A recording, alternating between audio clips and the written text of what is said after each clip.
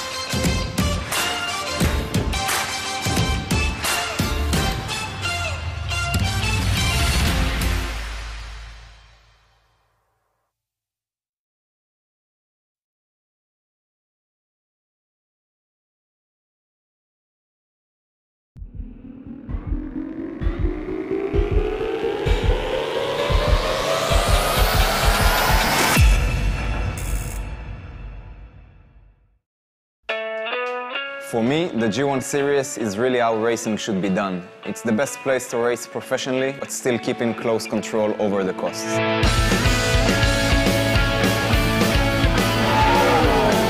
Driving the G1 is amazing because it's a really powerful car. It's really easy to drive, so you feel immediately connected with the car.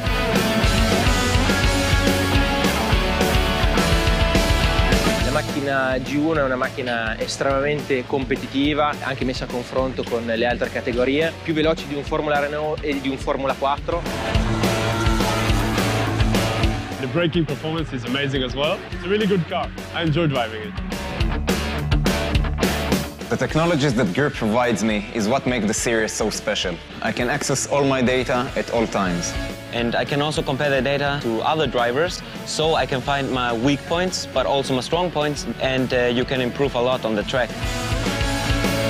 L'altra tecnologia estremamente importante e innovativa è quella relativa alla visibilità, in cui i fan non solo possono seguire la gara live, ma possono seguire il loro pilota preferito grazie ai camera car, grazie alle videocamere che sono installate su ogni vettura. One of the most unique things in the G1 series is the virtual races. For every race, we actually race in the same track with the same drivers. When we get to the track, we can get the best out of it. It's the only series that combines both virtual races and real races in the scoring system. La G1 Series è un campionato estremamente interessante per tutti quei piloti che vogliono passare dal karting alla monoposto.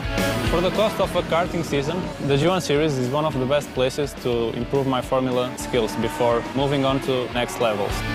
It was truly an amazing year and I just can't wait for next season.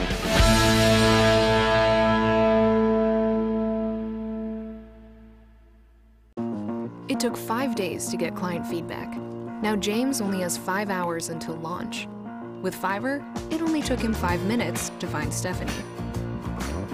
Fiverr. Connect to a freelancer in under 5 minutes.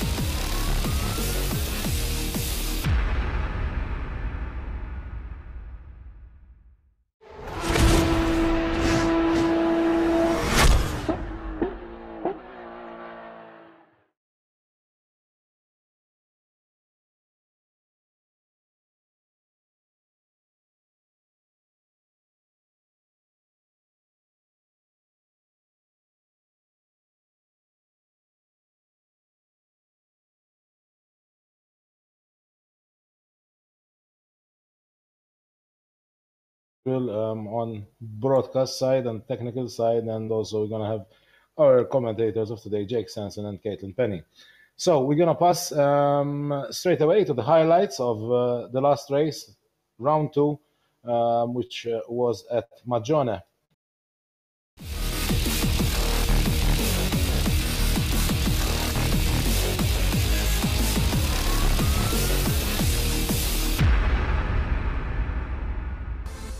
Welcome into Magione for the very first time that World Pro Racing and the Griiip Series have been here.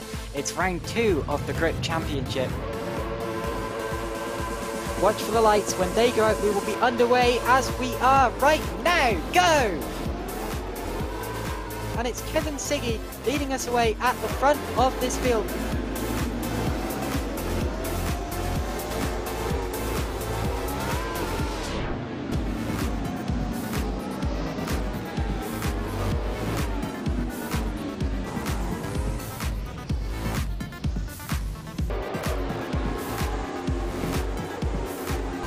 Still close for the lead, less than a second separating the 2 leaders.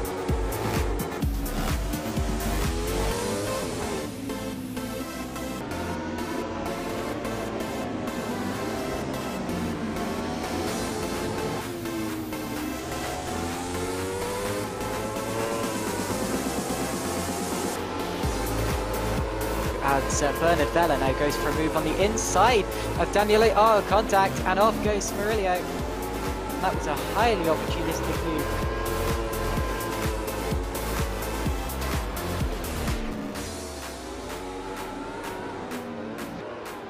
It's been a massive advantage that Siggy has found himself with, and that's just through training and feeling the car.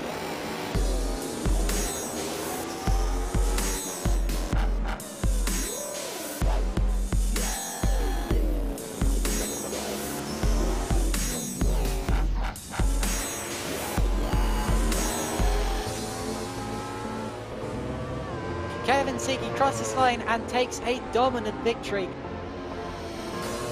An exciting race further back, but relatively straightforward at the front of the field as Kevin Siggy dominated a lights the flag victory.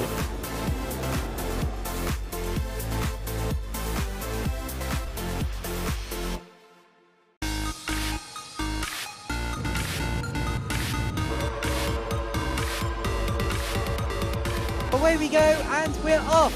Kevin Siggy gets another great start. Pasquale doesn't.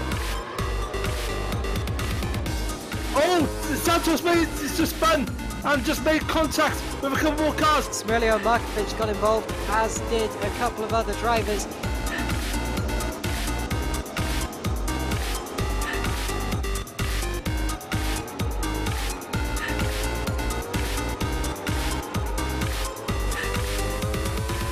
Ross McQuarrie's in the wall! Ross McQuarrie just crashed out!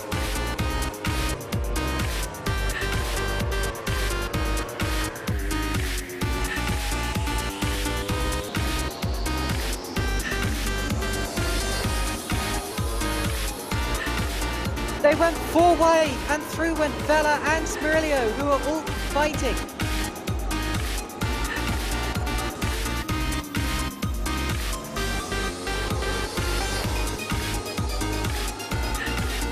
Did it? Oh, they touch! They touch!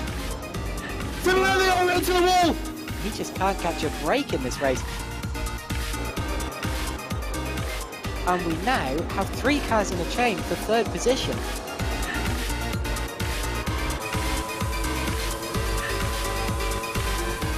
There's been a crash at the end, Spitaleri and Zabini. What happened is Spitaleri got passed by Pasquale, then spun, and Zabini was unable to avoid him. That means Daniele Pasquale is going to take 3rd position. Kevin Siggy, for the 2nd time tonight, has won here at Magione. Absolutely fantastic.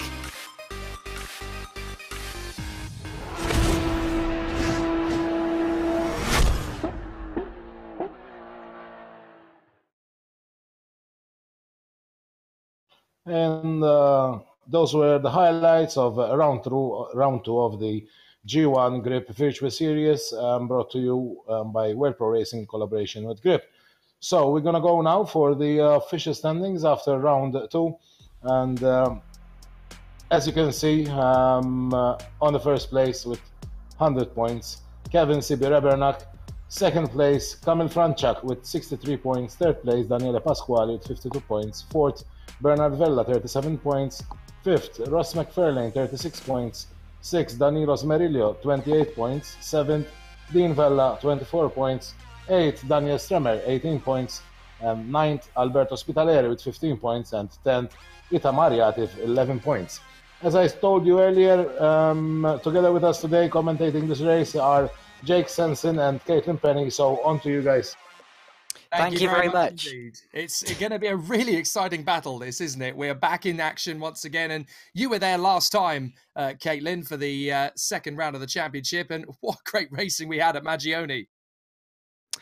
Jinx, and yes, indeed we did. Magione was a fantastic round 2 weeks ago now. It's been a long break. We've been deprived of our Griiip G1 action, but we're back here today and hoping to see some more fantastic racing like we saw at Imola, like we saw at Magione. And the Mugello circuit, which we're at today as well, is one absolutely renowned for this sort of racing, this sort of drama. You've commentated here with the Ferrari Pirelli Trophy. I've commentated here before with some various sim racing championships. We've done a one-off race here with some Ginettas a very long time ago with World Pro Racing. So it's great to be back here today and great to be back with the Griiip G1 series. Let's get it started. Yes, indeed. This Mugello circuit, of course, recently purchased in the last decade by Ferrari and used for various different events, including, of course, as you mentioned, the Ferrari Challenge Trofeo Pirelli, along with Corsa Clienti, which is, of course, where a lot of the famous faces of the world of commerce, business and sport will go and play with the famous Ferrari cars. It's the Aprilia-powered Griiip G1 machines that will grace the virtual racetrack here this evening in the G1 by Griiip Virtual Series, promoted and run by World Pro Racing. These cars, of course, powered by the Aprilia V4 1000cc Supersport motorbike engine with the fantastic chassis designed in Israel and built in Italy. So I suppose the equivalent for those around Europe who are watching who've not really heard of the Griiip G1 car before, it's sort of the equivalent of the Jedi race car that has become now the Formula 1000 series in the United Kingdom. There are various cars like it in Europe, but this is a brand new concept for the European motorsport scene, and particularly combining the virtual series with the real life championship. Yeah, interestingly, it's actually a lot faster than the Formula Jedi car of the UK, and it's actually been proven to be on average quicker than a Formula 4 car. So it's a really quick machine for what it is, and quite affordable compared to other cars of its class as well. So if you can get your hands on one of these, absolutely do. They only race in Italy at the minute, but yeah, if you can get your hands on a ride in this series on one of these cars, it's absolutely fantastic to do.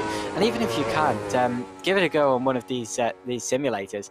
It's a really fun car to drive. Slicks and wings, little single seater, great power to weight ratio, and it changes direction like a fly, like a go-kart. So yeah, fantastic looking car, fantastic sounding car, and we've seen already so far this season that it races just as well as it looks. Nice retro look to it, but it also works very well in the modern age, as we said all the way throughout this series. And some pretty decent lap times as well. I mean, the top lap time we got on the server at the minute, although this isn't an official practice session, is in the 1:43s, which I believe is quicker than the GT3 cars. Well, a lot quicker than the GT3 cars you would have seen did it in. I'm not entirely sure, though. I don't have those statistics. But yeah, they are looking fantastic here, as they always do. Yeah, it's a really interesting dynamic we've got in the championship now. After the relatively calm proceedings that we had at Imola, things got a little bit hectic last time out at Magione, but the long and short of it is that the championship leader, Kevin Sibi-Rebernak, now has 4 wins out of 4 for the Edge Esports squad, which puts him on the maximum 100 points, with, of course, a further a further 200 points, I should say, sorry, available for the remainder of the series. Now, it's very important now at this point then, Caitlin, that the drivers behind, the likes of Kamil Franchak and Daniele Pasquale in particular, are going to get back on their A game to try and get under his skin, because if they're not careful, he could walk away from this round of the championship with a clean sweep at half distance in the series.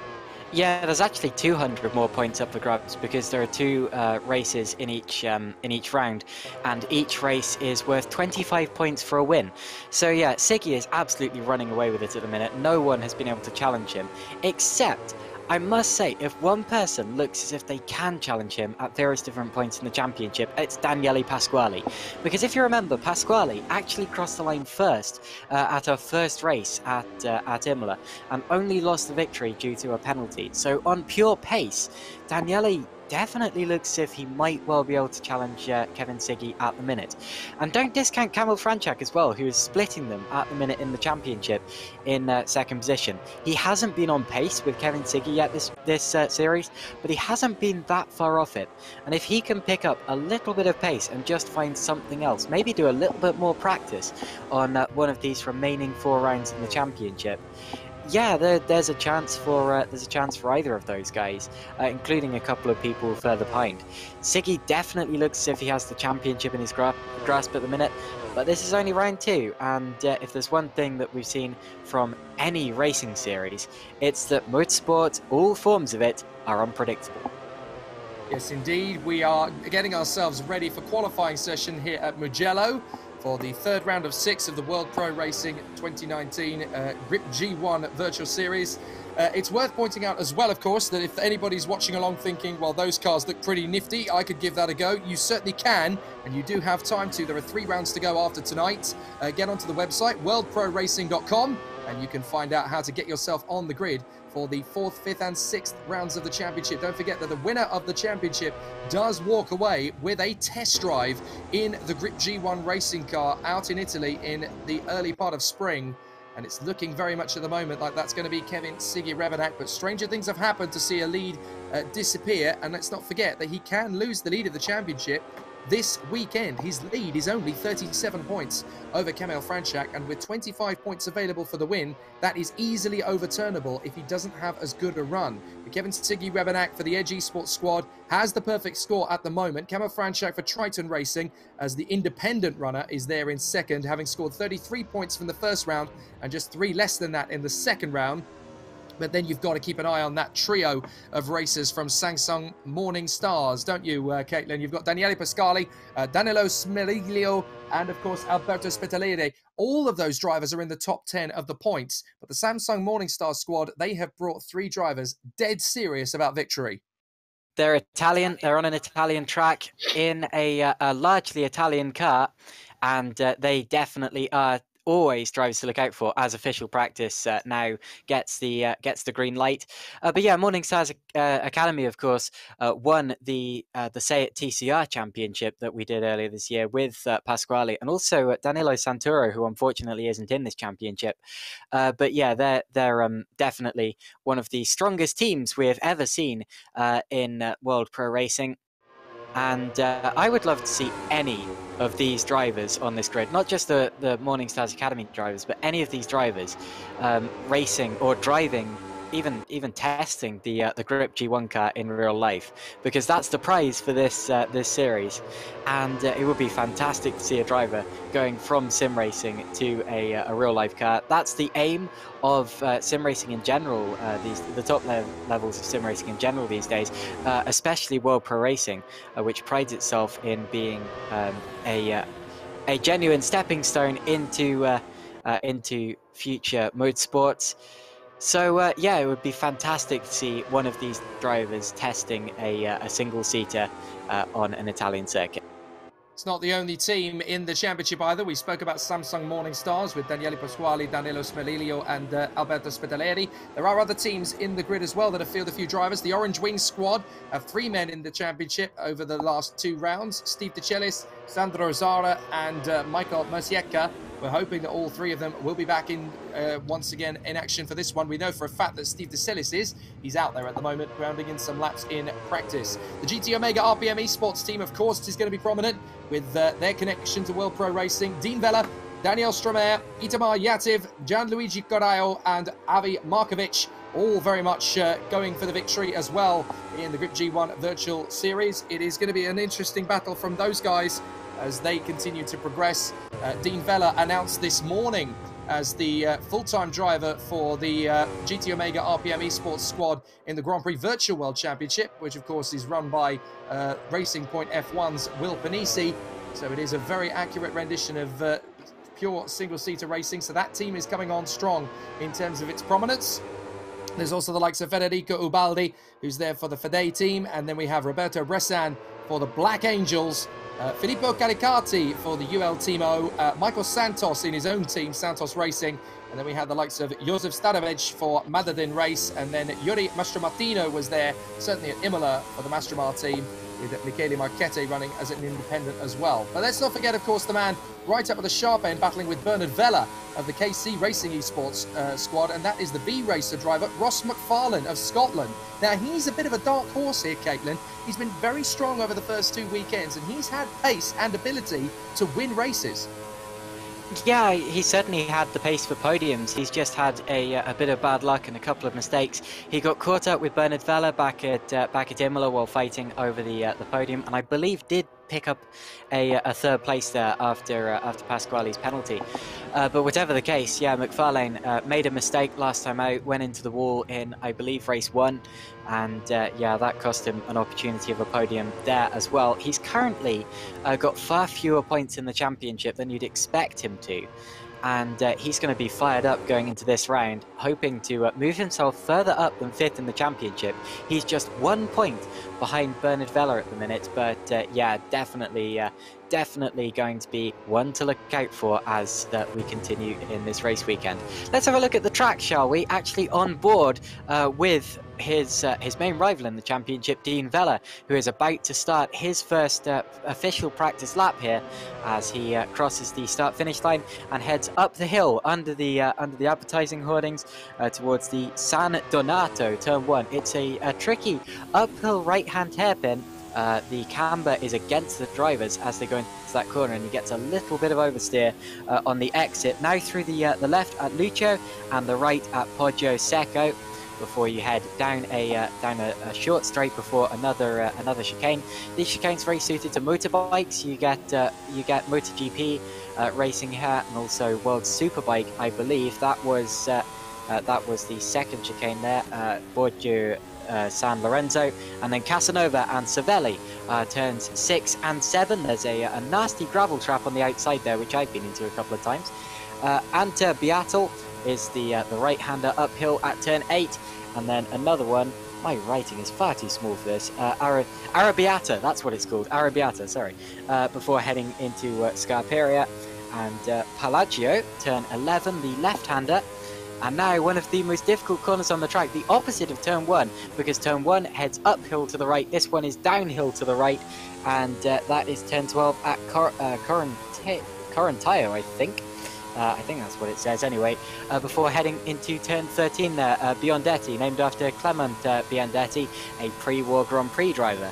The final corner, turn 14, is Pucin, and this one is a sloping downhill left-hander, and now we have left off where we picked up this onboard camera as he goes down the start-finish straight and across the line to set a time of 1:44.763, which puts him 3rd behind Avi Markovic and Kamil Franchak.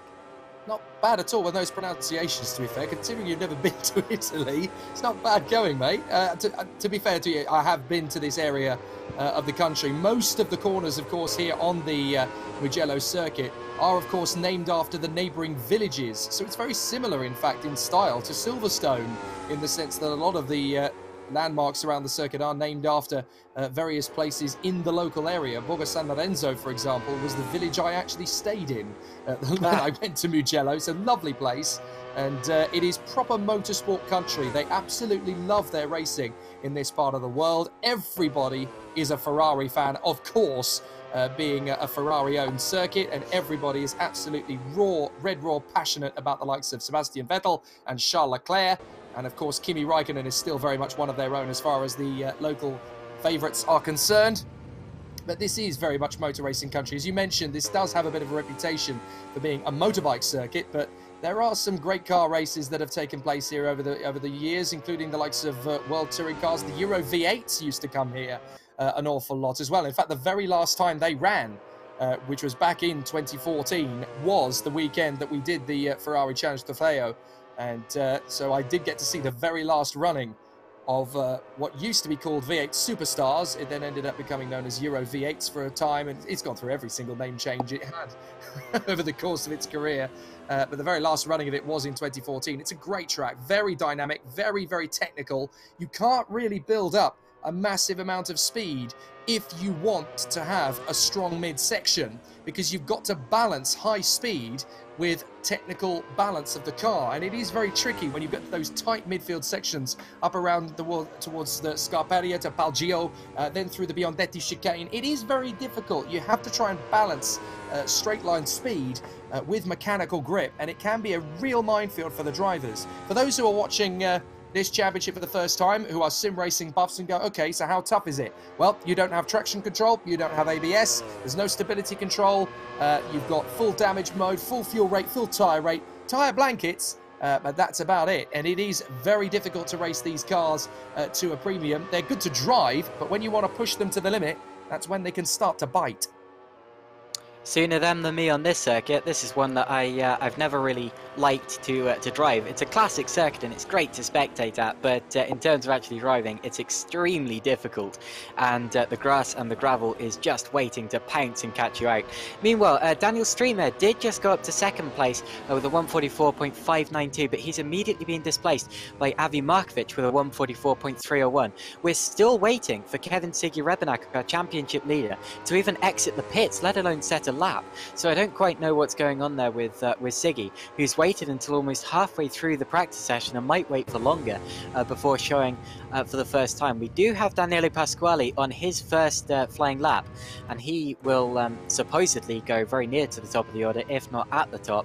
But yeah, still no Kevin Siggy Rebenak at quite this point in the session, as William Zabini there goes to fourth place, with the top four separated by just over 0.2 of a second. Make that to top six. So with obviously a little bit of practice time still to do, not knowing what Kevin Siggy Rebenak is going to do because of not seeing him out there in practice, this is going to be one of those situations, isn't it, where he's just going to sit there, wait for his moment, and then just throw a massive fast lap out into the curve. I don't think he's going to be resting on his laurels. He's going to want to win as many races as he possibly can while he's got this 4-race winning streak going. As far as he's concerned, continue to consolidate is going to be his motto. Daniele Pasquale has gone to the top for the Samsung Morningstar squad. Gemma Franchak there in second from the 2 RPM Esports cars of Avi Markovic and Daniel Stromae. And then William Zabini in front of Dean Vella, Itamar Yativ, Bernard Vella, Ross McFarlane and Josef Starewedge are in those positions at the moment. But that is going to change, of course, as the session continues. But Daniele Pasquale certainly getting himself dialed in. A 1:43.7 at the moment is his fastest time, and that's nearly half a second quicker than Kamil Franchak. He means business, Caitlin. Yes, he certainly does. Daniele Pasquale, 1:43.774. He's the first driver into the 1:43s in this session so far. Presumably, Kevin Siggy is going to join him later on. But yeah, what you were saying about the strategy of waiting in the pits, waiting for his moment. We normally see that in qualifying, not really a practice session. This late on in the race weekend, there's not really any point in holding back and keeping your cards close to your chest. You just have to go for it. So I don't really know why he's not on track at the minute, but whatever the case, we'll find out later on. Meanwhile, Kamil Franchak moves back up into third place with a 1:44.297 while I was speaking there, and I think he's gone back. No, he's actually on an outlap, so I think that was actually Streamer moving up to second. It was indeed. So yeah, Pasquale from Streamer, from Franchak, Markovic and Zabini so far. But this is only official practice. We still have just over 8.5 minutes before the start of the official qualifying session. And that's going to be that's going to be the session that counts in terms of deciding the order for the starting grid today. Now, so far, so good in terms of qualifying laps for the likes of Pasquale and Kamil Franchak. Daniel Stromae's looking pretty confident in the practice session at the moment. He's just shot up to second place. These RPM Esports guys are getting better as the season wears on. Ross McFarlane is a second away from the pace of Daniele Pasquale. I hope he's got a bit more in terms of qualifying pace, because he's not going to be happy being that far back. Impressive spin there going through my screen there. I think that may have been Dean Vella. Someone did a full 360 through the S's and somehow managed to keep it completely on the road. Yep, it was indeed. Well, it was either Dean Vella or Bernard Vella. I'm fairly sure you're right. It was Dean Vella who has gone, unfortunately, for the RPM Esports squad. He's not far off his teammate, Daniel Stromae, and Avi Markovic. They're all within about half a second of each other. Daniele Pasquale is just pulled off from a flying lap. Kamil Franchak has just completed one, a 1:44.256 in practice. Let's not forget that these guys have got to do a qualifying session, then a race, and then do the whole process again. So you're always learning when you're out there. I don't quite understand, Caitlin, the percentage of some drivers just sitting and waiting. Surely every second you're out on the circuit doing practice laps. Every second counts to try and get yourself better and better at the circuit. Yes, and we were just saying that about Kevin Siggy, but he is now going purple in both the first two sectors, so he's out of the pits, he's on the track, and he's flying. Kevin Siggy, through the final corner, is about to put what will presumably be the top time in the session so far. Now, how close to the 1:42s will this be? It's going to be very, very close, I expect, much closer than we've seen so far. It's a 1:40... Well, cross the line then, Kevin. Oh my goodness. It didn't count. That's bizarre. Yeah, it seems that he backed off massively in the final sector. So, although he was fastest in the first... Yeah, although he was fast in the first two sectors, he managed to drop 4 seconds in the third one. I wonder if he's pulling a Carlos Reutemann act on everybody. Do you remember... I like my vintage Formula 1. I like digging out those old stories. There's that famous tale of Carlos Reutemann at Monaco, I think about 1980 or 81, after Jones had won the title. He wanted to prove just how good he was, and he was last in every single free practice session at Monaco leading up to qualifying, and Patrick Head was shaking his head going, how on earth is he this slow? And he would talk to his engineer going, tell him to put his foot down. And Reutemann came into the pits, and Patrick Head said, what are you playing at? What on earth is going on? And Reutemann said, no, don't worry about it, Patrick, don't worry, everything is fine. They get to qualifying, bang, pole position, fastest lap, first lap, and he brought it back in. Didn't need to go faster. What he was doing individual sectors of the lap at speed, and then just putting it all together, coming back off the throttle and calculating every part of the lap. I wonder if Kevin Siggy Rebenak is basically replicating that. Is he doing a bit of a analysis of each part of the circuit as he does it, or is he just trying to keep people second guessing? Well, that's a very interesting story, and one that I hadn't heard before, but I don't really see why he would be doing that apart from showing off. And we know that Kevin Siggy doesn't really like to show off, he just likes to win. And that's what we're used to seeing him do. And now he crosses the line, and now he goes fastest. So this time around, although he wasn't faster than his previous best in the first sector, really hooked up the third one like we didn't see him do last time around, and does a 1:43.463. That's what we knew he was capable of, and I reckon he's capable of knocking another 2 or 3 tenths off that as well. And I tell you what, that is a big gap. 3 tenths of a second in his first major flying lap that's gone to plan. Kevin Siggy Rebenak is already over a quarter of a second faster than Daniele Pasquale, who's done several laps to get up to that point, although of course it's only registering he's done 3. So basically he would have done an in-lap and out-lap, but then the flying lap in the middle of that. Kevin Siggy Rebenak is on a flyer and still going faster. Well, I tell you what, he's not actually. He's backed out, well, almost backed off this first lap. He's a long way down. But I was pointing out Ross McFarlane's first sector there, as he's gone 2/10 faster than Kevin Siggy and is still up on him. So Ross McFarlane there might well be putting together a really good challenge here. It's he's definitely already proven that you can go 2/10 fast. He's another 10th up here. So Ross McFarlane is definitely about to put his car second, so long as he can keep it together in the third sector. I don't think he has enough in the third sector to challenge Siggy, but whatever the case, he's going to get a lot closer. You know what? He might challenge Siggy. Wow. This is a very tricky part of the lap as you fly through the left and through the right into Biondetti. Now, this, of course, is not even going to set the grid. That qualifying session is coming up later, but what it does give us is a really interesting indication as to who is likely to be competing for that pole position. Out of the final turn, Ross McFarlane pounds back up the throttle, and he's going to be coming across the line. Well, in terms of his lap times, it's going to be second. It is going to be second place, but it's not far off Kevin Siggy Rebenak at all. Oh, he backed off. Oh, yeah, backed right off, didn't he? Yeah, he would. I don't even know if he was touching the throttle as he crossed the line there. Goodness. Oh, interestingly, his best is a 1:43.854 now. I wonder if he, again, is just keeping something in reserve. He's letting people know he's going to be competitive, but I think he's not showing all his cards. Well, I don't really understand why this is. I really don't. There's no real advantage of not going quickly in practice. You would be pushing for the limit to see just how much you could get out of the car and how much more you could find. Yeah, well, bizarre tactics from these drivers anyway, but whatever the case, McFarlane is probably capable of 2 or 3 more tenths in the final sector, so maybe has enough to challenge Siggy, but we've seen from Siggy, even he has more to give. So I don't know how these top couple of drivers are looking at the minute. In terms of the actual times they have set, it's Siggy first from Pasquale, McFarlane, Streamer and Markovic. But in terms of their potential, it's a completely different order. Who knows? Well, this is now turning into quite a fascinating scenario as a few of the drivers are desperately trying to hold a few of their cards close to their chest at this stage. It's not quite clear how everybody is going to be going, but we definitely have a few contenders for pole position now. Kevin Siggy Rebenak, of course, is going to be up there. Daniele Pasquale and possibly Ross McFarlane could be his nearest challengers for pole position. Just over a minute or so left of practice.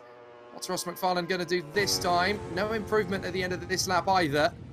But again, you have to say the V-Racer has got a very good potential to go for the top spot in qualifying. Do you know what though? What you were saying before about individual sectors being tested seems to have been backed up by Siggy's lap a couple of minutes ago, as he backed 4 tenths off in the first sector and then banged in the fastest final sector of anyone.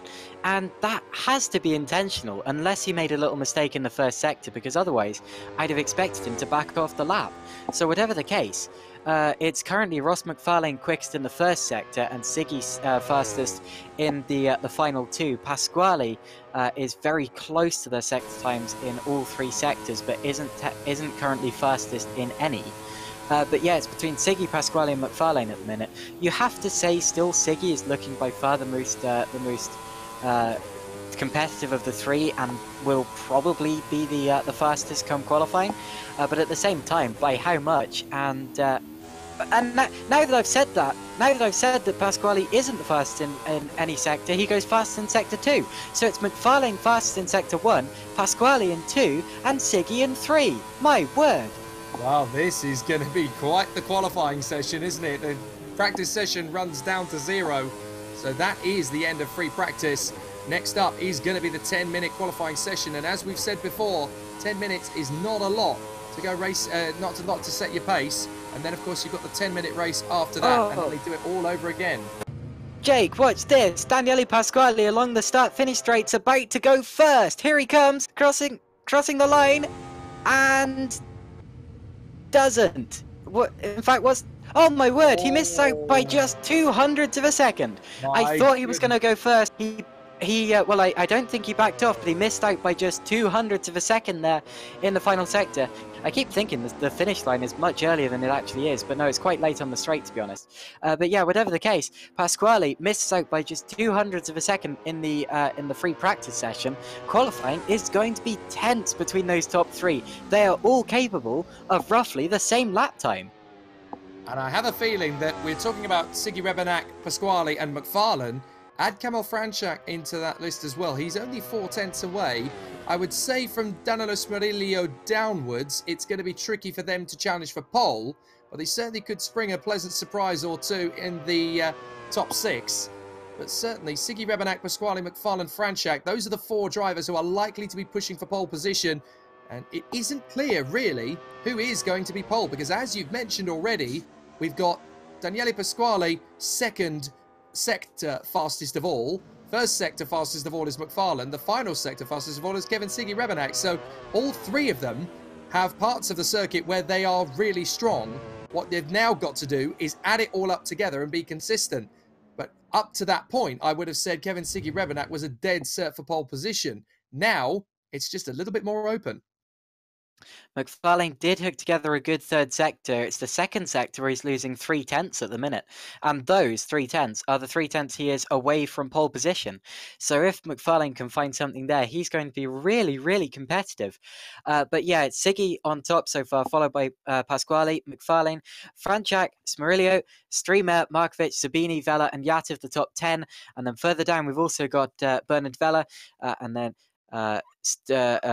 Stavare, I think, Carao, Santos, Zara, De Celis, Machea, Master Martino, and Federico Baldi. Interestingly, it's unusual to see Dean Vela ahead of Bernard Vela, I think. It is indeed, yeah. Bernard Vela 4th in the championship, Dean Vela 7th. Actually, Bernard really struggling to get up to pace at the minute, can't get within a second of the leaders. Whereas Dean Vela, I have to say, has been coming on leaps and bounds over the last fortnight. He's been working very hard indeed to get himself back up to speed. He's been working on several sims, not just Assetto Corsa, here we are tonight, but has been working on a lot to improve his general all-round pace, and he is starting to make massive progress. Good evening to you if you've just tuned in. You're watching the G1 by Griiip Virtual Series by World Pro Racing on the YouTube live stream, of course. Jake Sanson and Caitlin Penny with you from the commentary box overlooking the Mugello circuit in Italy. A fantastic drive around this amazing circuit, just 80 kilometers from the city of Pisa, and it is a lovely, lovely venue for racing. It is the 3rd round of the championship. 3 weeks ago, we had our first round at Imola, the Circuito Enzo Edino Ferrari. And then, of course, 2 weeks ago, we were at Magione, very much famed for its motorcycle racing. And here is another one for where we have the Battle Royale for MotoGP and Superbikes over the past. And that, of course, is the Circuit Mugello. And we are now underway for qualifying. It's game time. Yes, green light for qualifying. I'm just looking to the end of the pit lane to see who is going to be the first car to get underway. There seem to be a couple heading out through turn 1 at the minute. I'm not quite sure who was first, but I'll be able to tell you that at the end of the first sector. I think it was Bernard Vela, but he's just been passed by Danilo Smerillo as they swap places on the track in terms of track position. So I think it's going to be Smerillo in the Morning Stars Academy car who shows us around at the start here. Morning Stars Academy is a team we've spoken a lot about, actually sponsored by Samsung. So that just shows how high ranking they are in terms of a team, if they can get a sponsor such as Samsung on board. And talking of sponsors as well, Griiip G1 and World Pro Racing, it's fantastic to have so many sponsors on board with us here this weekend as well. I'm sure you'll hear Adrian thanking all of our sponsors later on, but whatever the case, back on with qualifying here, as you see the Mugello circuit for the final time before they go at it in anger for hot lapping. Andrea Benedetti on YouTube has pointed out that Florence is the city closest to Mugello. You're absolutely right. The only reason I know it's 80 kilometers away from Pisa is because that's where they flew me. So I had an amazing road trip in my Fiat 500 from the... was it my Fiat? I think it might have put me in a Citroen that time. But yes, my road trip from Pisa to Mugello was a wonderful, wonderful experience. And it is in the heart of Italian countryside. It is Ferrari country. They love their motorsport in this part of the world. And great motorsport of the virtual kind now running around the circuit for the G1 by Griiip Virtual Series by World Pro Racing, round 3 of the championship. Now, the point we've got to make here about qualifying is that we've already got 2 minutes done, and drivers are just starting their flying lap. You're not going to get more than 4 qualifying laps that will actually count towards pole position in this session. So you have no choice. Go hard, get on with it. Yeah, and you have to make sure, as big, hard into the wall goes Daniele Smerillo. He was the first driver onto a flying lap, but he has walloped the barriers there. Yeah, my point was, you have to make sure that you don't get held up on your laps, because as I saw everyone coming across the start-finish line, they were just car after car after car. It was like the first lap of a race. And my goodness, finding track position is very tricky here.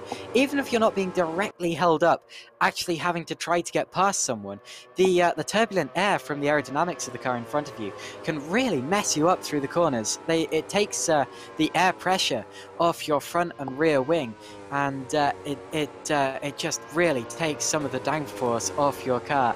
And that can cost you tenths of a second per lap. So yeah, you have to make sure that you position your car well on a lap. You have to hope that no driver in front makes a mistake and spins into you or something like that, which we've seen happen before and very nearly just happened with Daniele Smerillo. Yeah, just don't make any mistakes and hook together a clean couple of laps. And of course you have the balance of dirty air from the car in front with also a slipstream down the main straight. You've got to try and balance it. Ross McFarlane is going to be the first driver to bang in a qualifying lap up to speed. What is the opening gambit from Ross McFarlane? It's going to be in the 144s, 144.47. Daniel Stramer's immediately gone faster. Then came off Franchak ahead of Gianluigi Coraio.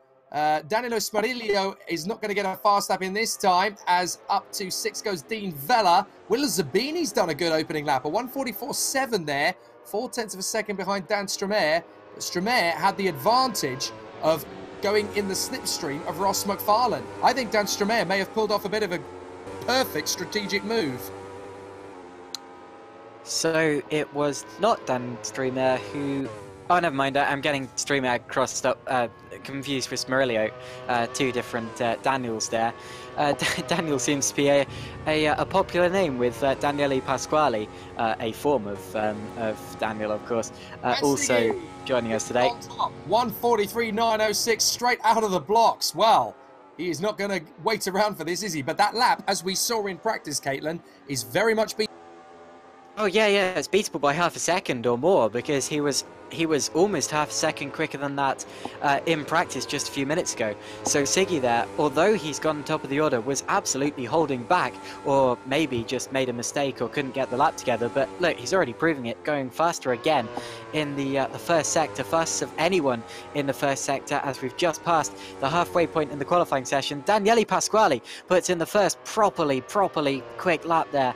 It's a 143.577. Fastest of anyone so far in both the second and third sectors, but Siggy is about to challenge that, as he's about to put in a second sector time, which looks... He's been held up. He's been balked on his flying lap. Now, that's a big problem for Kevin Siggy Rebenak, because now he's got to try and get that back up to speed. Now, if I'm Kevin Siggy Rebenak, what do? Do you go back into the pits and go on a fresh set? Or do you just try and build the car back up to speed again? Because it's only 4 minutes left of qualifying. Well, it all depends on his strategy. It depends on how much fuel he's already got in the car and how much tire life he's already got in the car, and how much risk he wants to take as well. Because this is quite a crowded track, and he would only get 1 more qualifying lap, I think, if he went back to the pits now. 2 if he's lucky. Yeah, it's all about balancing risk versus reward here, and it looks to me as if Siggy is continuing, because if he wanted to go back to the pits, he would have already done it through the powers of using the escape key. But yeah, he's gone on to another lap now, and Kevin Siggy certainly has more to pull from his car. You mentioned about the escape key. Of course, they're not allowed to use it if they're going to continue in the qualifying session, aren't they? Because they have to... is that... Yeah, that rule is quite statutory. That rule is quite statutory. If you're going to use the escape key, you're not going to go back out on track again. So I suppose from Kevin Siggy Rebenak's point of view, he could have pulled into the pits and tried to dial in another lap, but he just doesn't have the opportunity to do that. But Daniele Pasquale on a 1:43.577. Ross McFarlane came close to that in the earlier practice session. He's currently on a 1:44.1, which is not great pace compared to what he set in free practice.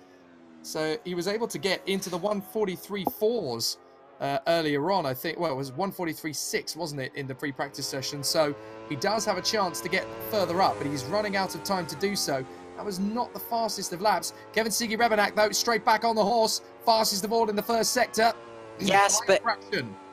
But less than half a tenth of a second behind, I think, was Daniele Pasquale, who's actually just backed out of that lap. So it's all down to Kevin Siggy now, who also sets his personal best second sector. We know he can go about a tenth faster than that in the second sector from what he did in practice. But whatever the case, yeah, still going up on his lap. And he's got, yeah, more traffic that gets out of the way there, possibly slower than he would have liked.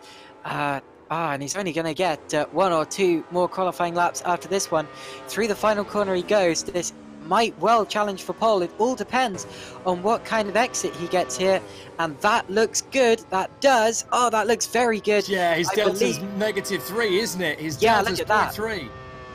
It was a really good exit to the corner. As he crosses the line, it's a 1:43.506. He's still not as fast as he was in practice, but he is top of the leaderboard by just under a tenth of a second. It's close, but it's Siggy on top.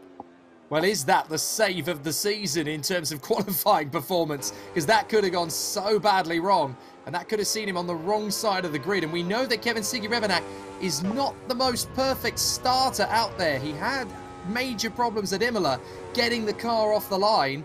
Seems to have got that relatively more fine-tuned last time out at Maggioni, but it's not done yet by any means. Pasquale, having come across the line again, is still only 0.071 back. He didn't improve on that last lap. In fact, this is a very important lap for Pasquale. This is his last flying lap he is on now. So Pasquale is on his very last qualifying lap, and this is his final opportunity to challenge for that pole position, and he goes up in the first sector, very close to what Siggy was doing. Franchak's going fast as well. Franchak's on a fast lap as well in the first sector. He's done a 26.5. Now, both of those guys are on negative deltas at the moment, although Pasquale's just made a mistake in the second sector, and that's dropped him back a whisker. Same for Franchak. They both lost time in the same place. Franchak has lost a lot of time in the second sector, though. The Polish driver's chances of pole position have now been well and truly dashed. Ross McFarlane's on a good flying lap as well, as is Itamar Yativ. So both of those guys have a good chance to pop up into the top 3. Pasquale's on a cracker, 29.9. That's faster than Siggy Rebenak in the second split. Siggy is going to get one more chance. He's going onto it right now. That is if he can cross the start-finish line in time, which he can, with a margin of 4 seconds. So Siggy just gets onto another fast lap, but we'll see what Pasquale can do here. He could definitely pip Siggy, but it's all down to this final corner now. Out of the final corner he comes. That looks okay. We'll see how the delta progresses as he goes down this straight. This is a real... Oh, he's dropping, so that wasn't a great final corner, and Daniele Pasquale crosses the line. It's going to be close. It's not an improvement. Oh, he misses out by 0.003 of a second on his best. Still about 700s off the top time, but that does mean that Pasquale can only hope for second at best. Right. Although, can he be pipped by any of these other guys? McFarlane down the main straight is on a flyer. This could even be the fastest lap of all as he comes through. Oh no! Got fourth. Fourth is not bad, but he just wasn't able to find a better run out of that final corner. So Siggy Rebenak, I think, well, he's been held up on his qualifying lap anyway, so he's not going to go faster. Someone else has spun in front of him. Well, it doesn't matter for him because we were saying in practice that it was going to be Siggy versus Pasquale versus McFarlane. They've actually been split by Daniel Streamer in this session, who could go quicker still if he can find a 10th in the final sector. Yeah, Daniel Streamer, great performance from him. He was actually only 6th in practice and has suddenly found 0.3 of a second to put him 3rd. That's really good. He's not going to go faster on this lap, but that doesn't matter because he's still going to be on the second row of the grid, as up into 5th place goes Danilo Smarillo with a great lap there. So it's going to be Siggy from Pasquale, Streamer, McFarlane, Smarillo, Aurelio Franchak, Markovic, Yativ, Zabini, and Bernard Vella, the top 10. Very impressive run indeed from Dan Stromae. He really deserves that third place. The man who actually held up Kevin Siggy-Rebanak and prevented him from doing the final flying lap he didn't need to do in the end was Federico Boldi, who's had all sorts of mobile gymnastics over the course of the first 2 rounds of the championship, and it looks as though, unfortunately, here at Mugello, it's not going to be much of a stronger performance. But yes, Kevin Siggy-Rebanak from Daniele Pasquale, Dan Stromae and Ross McFarlane.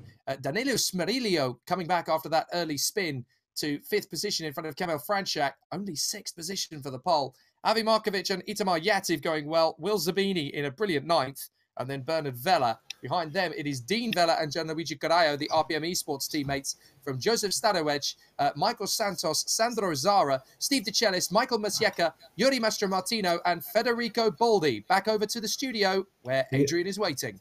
Thanks. That was definitely an exciting qualification to watch. We're going to go for a short commercial break and we'll be back with you very shortly.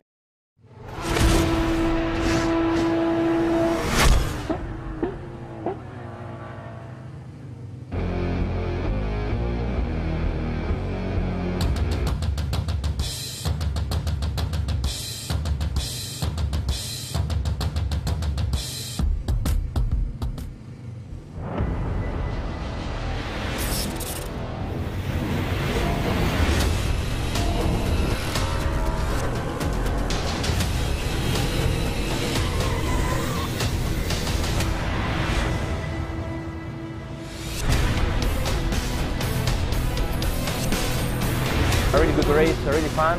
I managed to reach the 2nd place.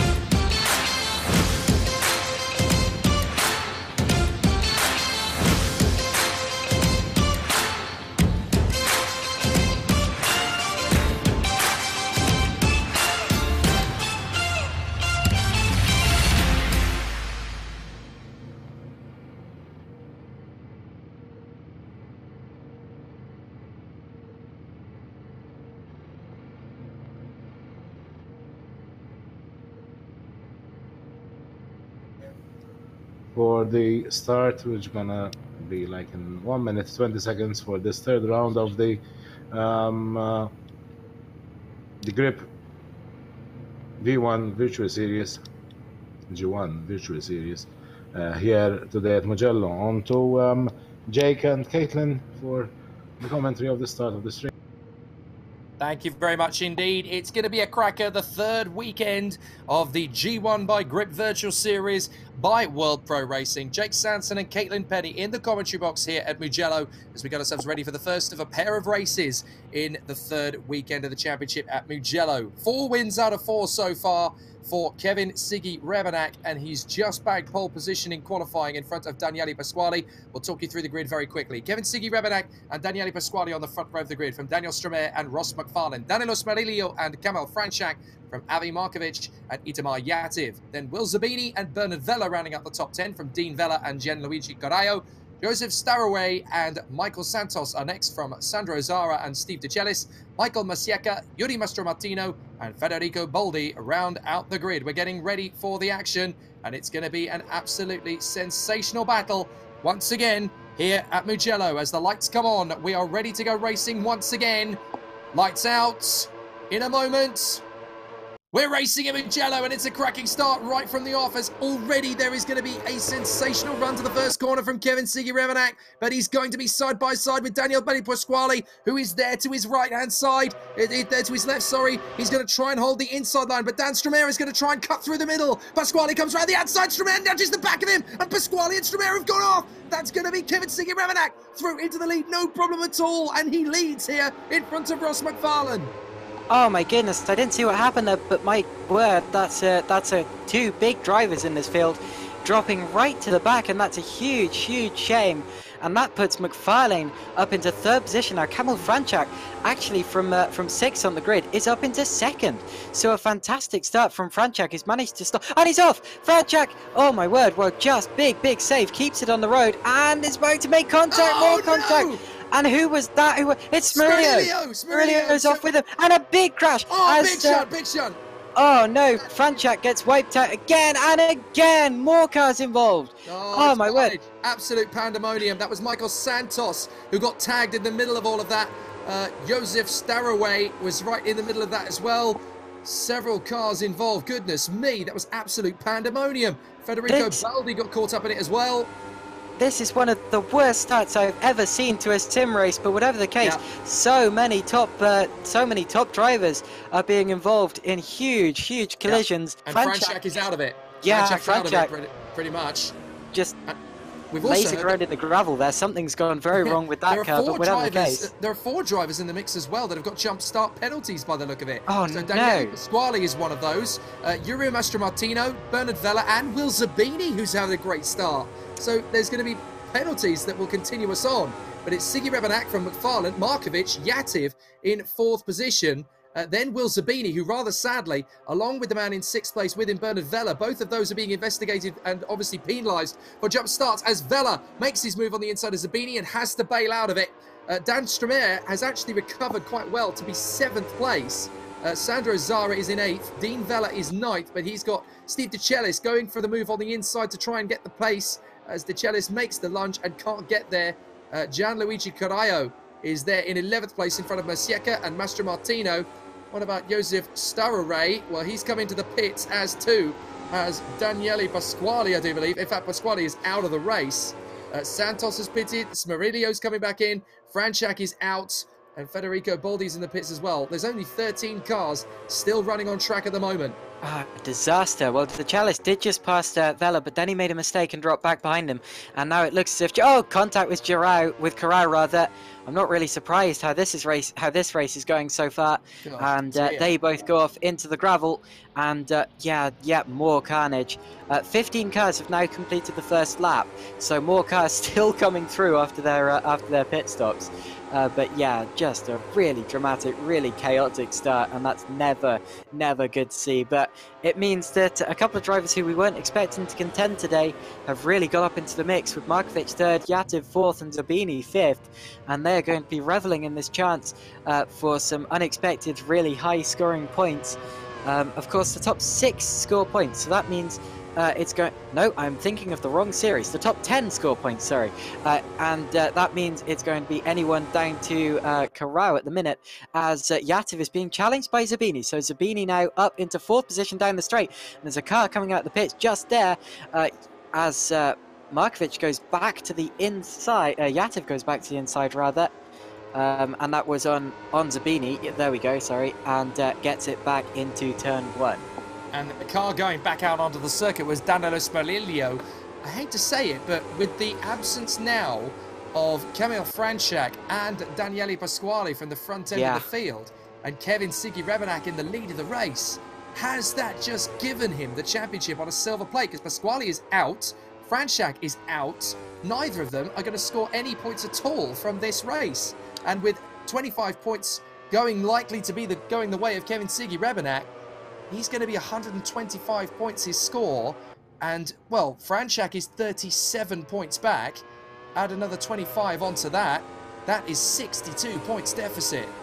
And he's the man in second in the points table. So surely a DNF at this crucial stage of the championship, Caitlin, that's handed this title to Kevin Siggy Rebenak on a plate, unless an absolute miracle prevents him from taking the title. It's too early to say, but he's certainly running away with it at this point in the series. Of course, we're not even halfway there yet, and he's already going to be leading it by over 60 points if they finish as they are now.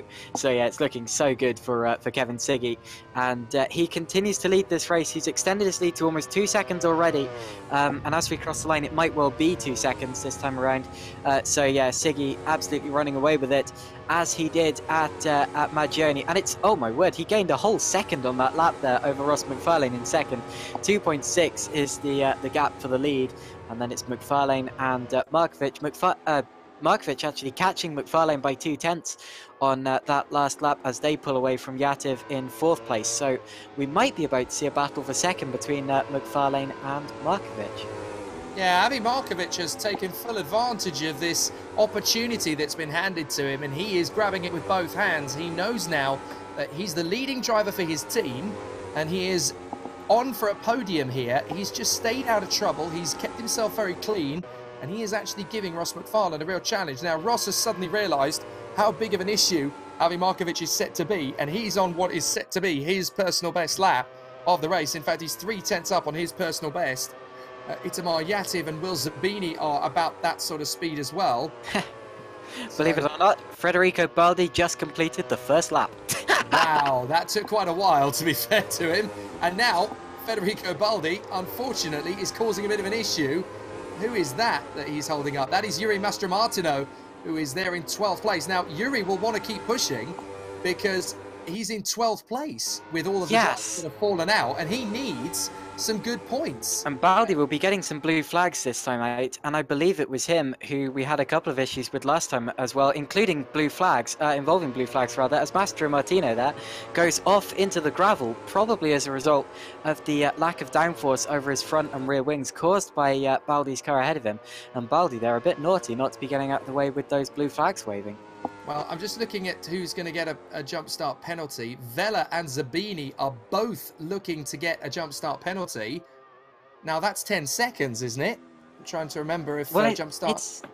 It says so on the server. Yeah, 10-second penalty. Yeah, I'm not entirely sure whether we use server. Yes, it will be 10 second. Yeah, it will be 10-second penalty.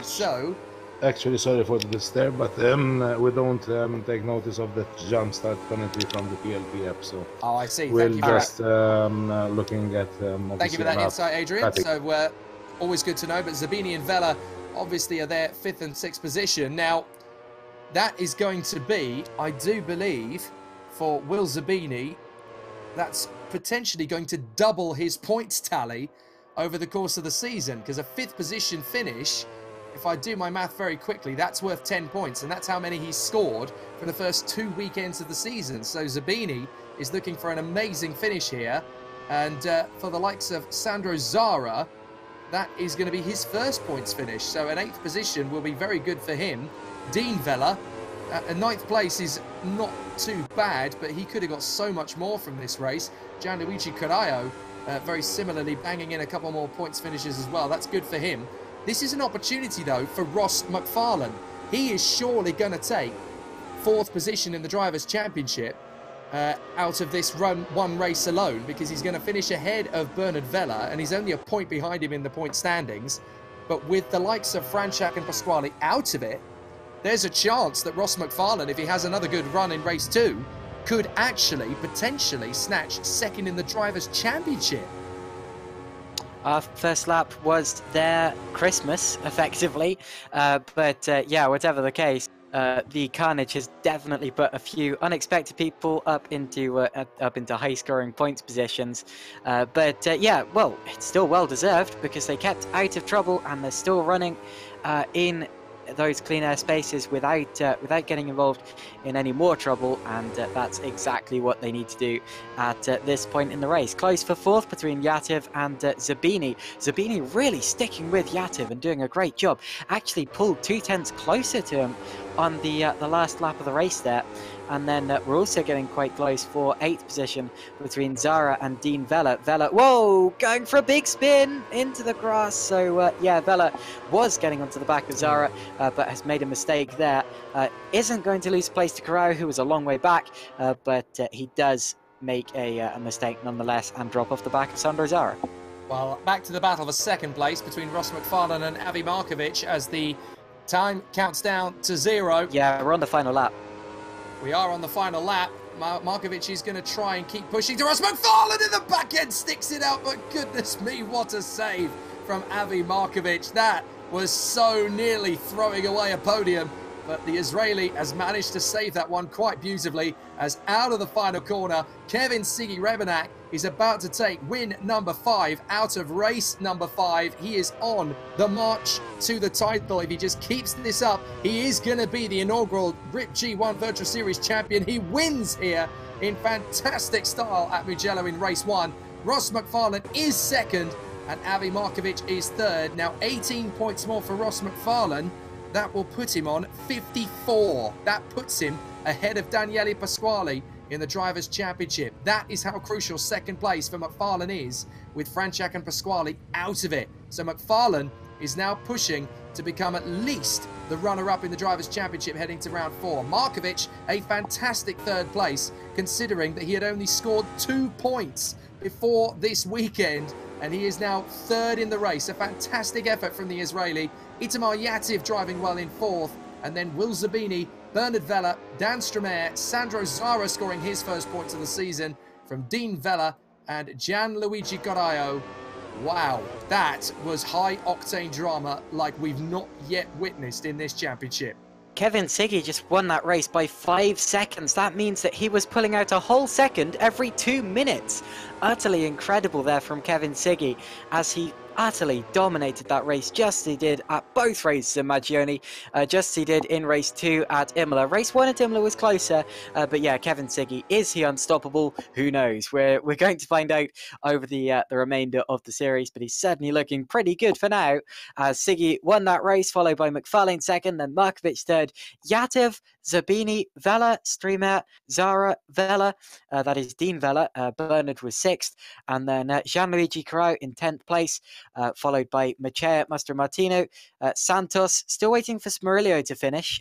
He is coming through the final sector, but he's not actually going to have time to finish this race.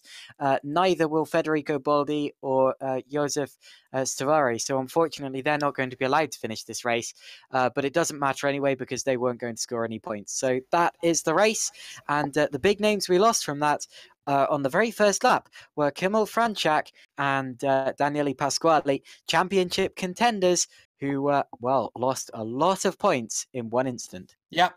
5th race win in a row for Kevin Siggy Rebenak. Ross McFarlane up to 3rd in the driver's standings, and they've got to do it all again in race. So actually, as you have seen, we have definitely a couple of incidents, especially the major incident happening in the first lap that will be investigated after the race, after actually the second race. And also there were a couple of incidents during the race that will be investigated by the stewards later on.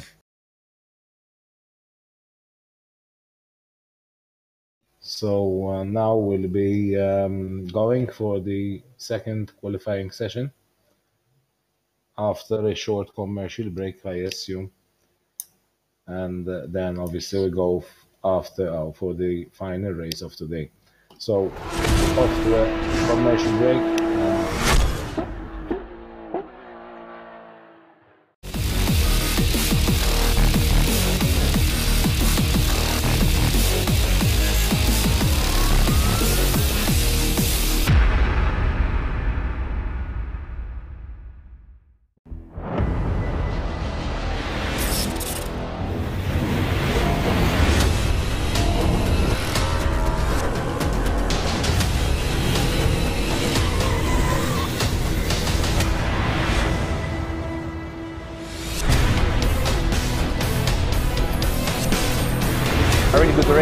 fun. I managed to reach the second place.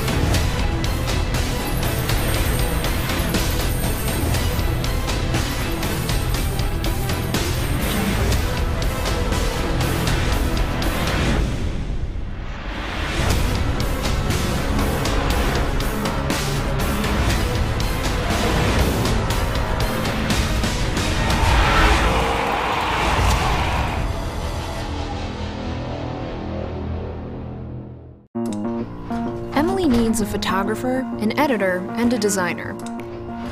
With Fiverr, she'll find them all by making just one stop. For a change. Fiverr, find thousands of freelance services in one place.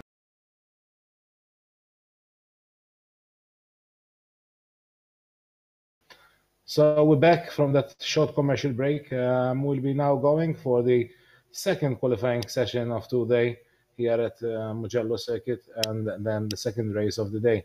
Together with us, as earlier said, Jake Sanson and Caitlin Penny. On to you.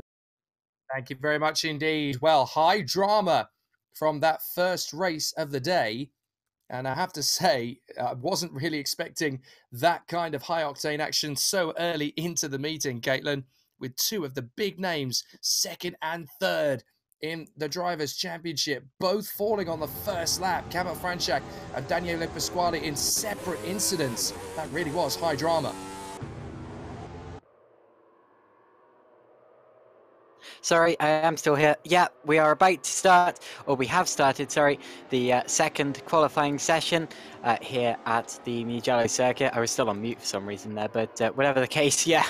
Out onto the track have gone the first couple of drivers there, and we'll see who is going to be the first one through the sector.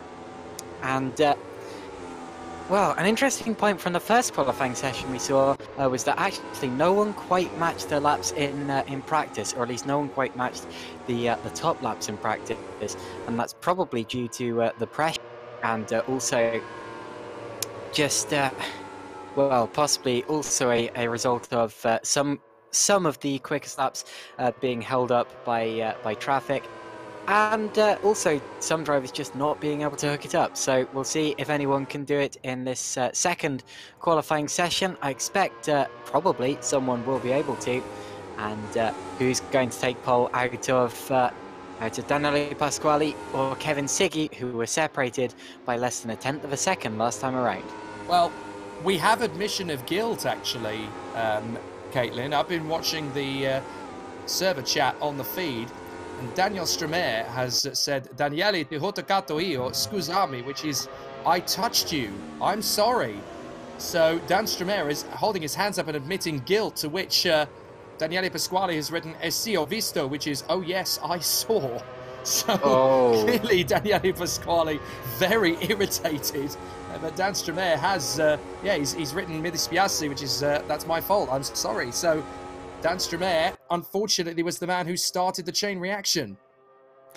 That's very, very unfortunate, but also very good of Daniel Stremer rather, to hold his hands up and accept guilt. If indeed he was guilty, he does believe he is.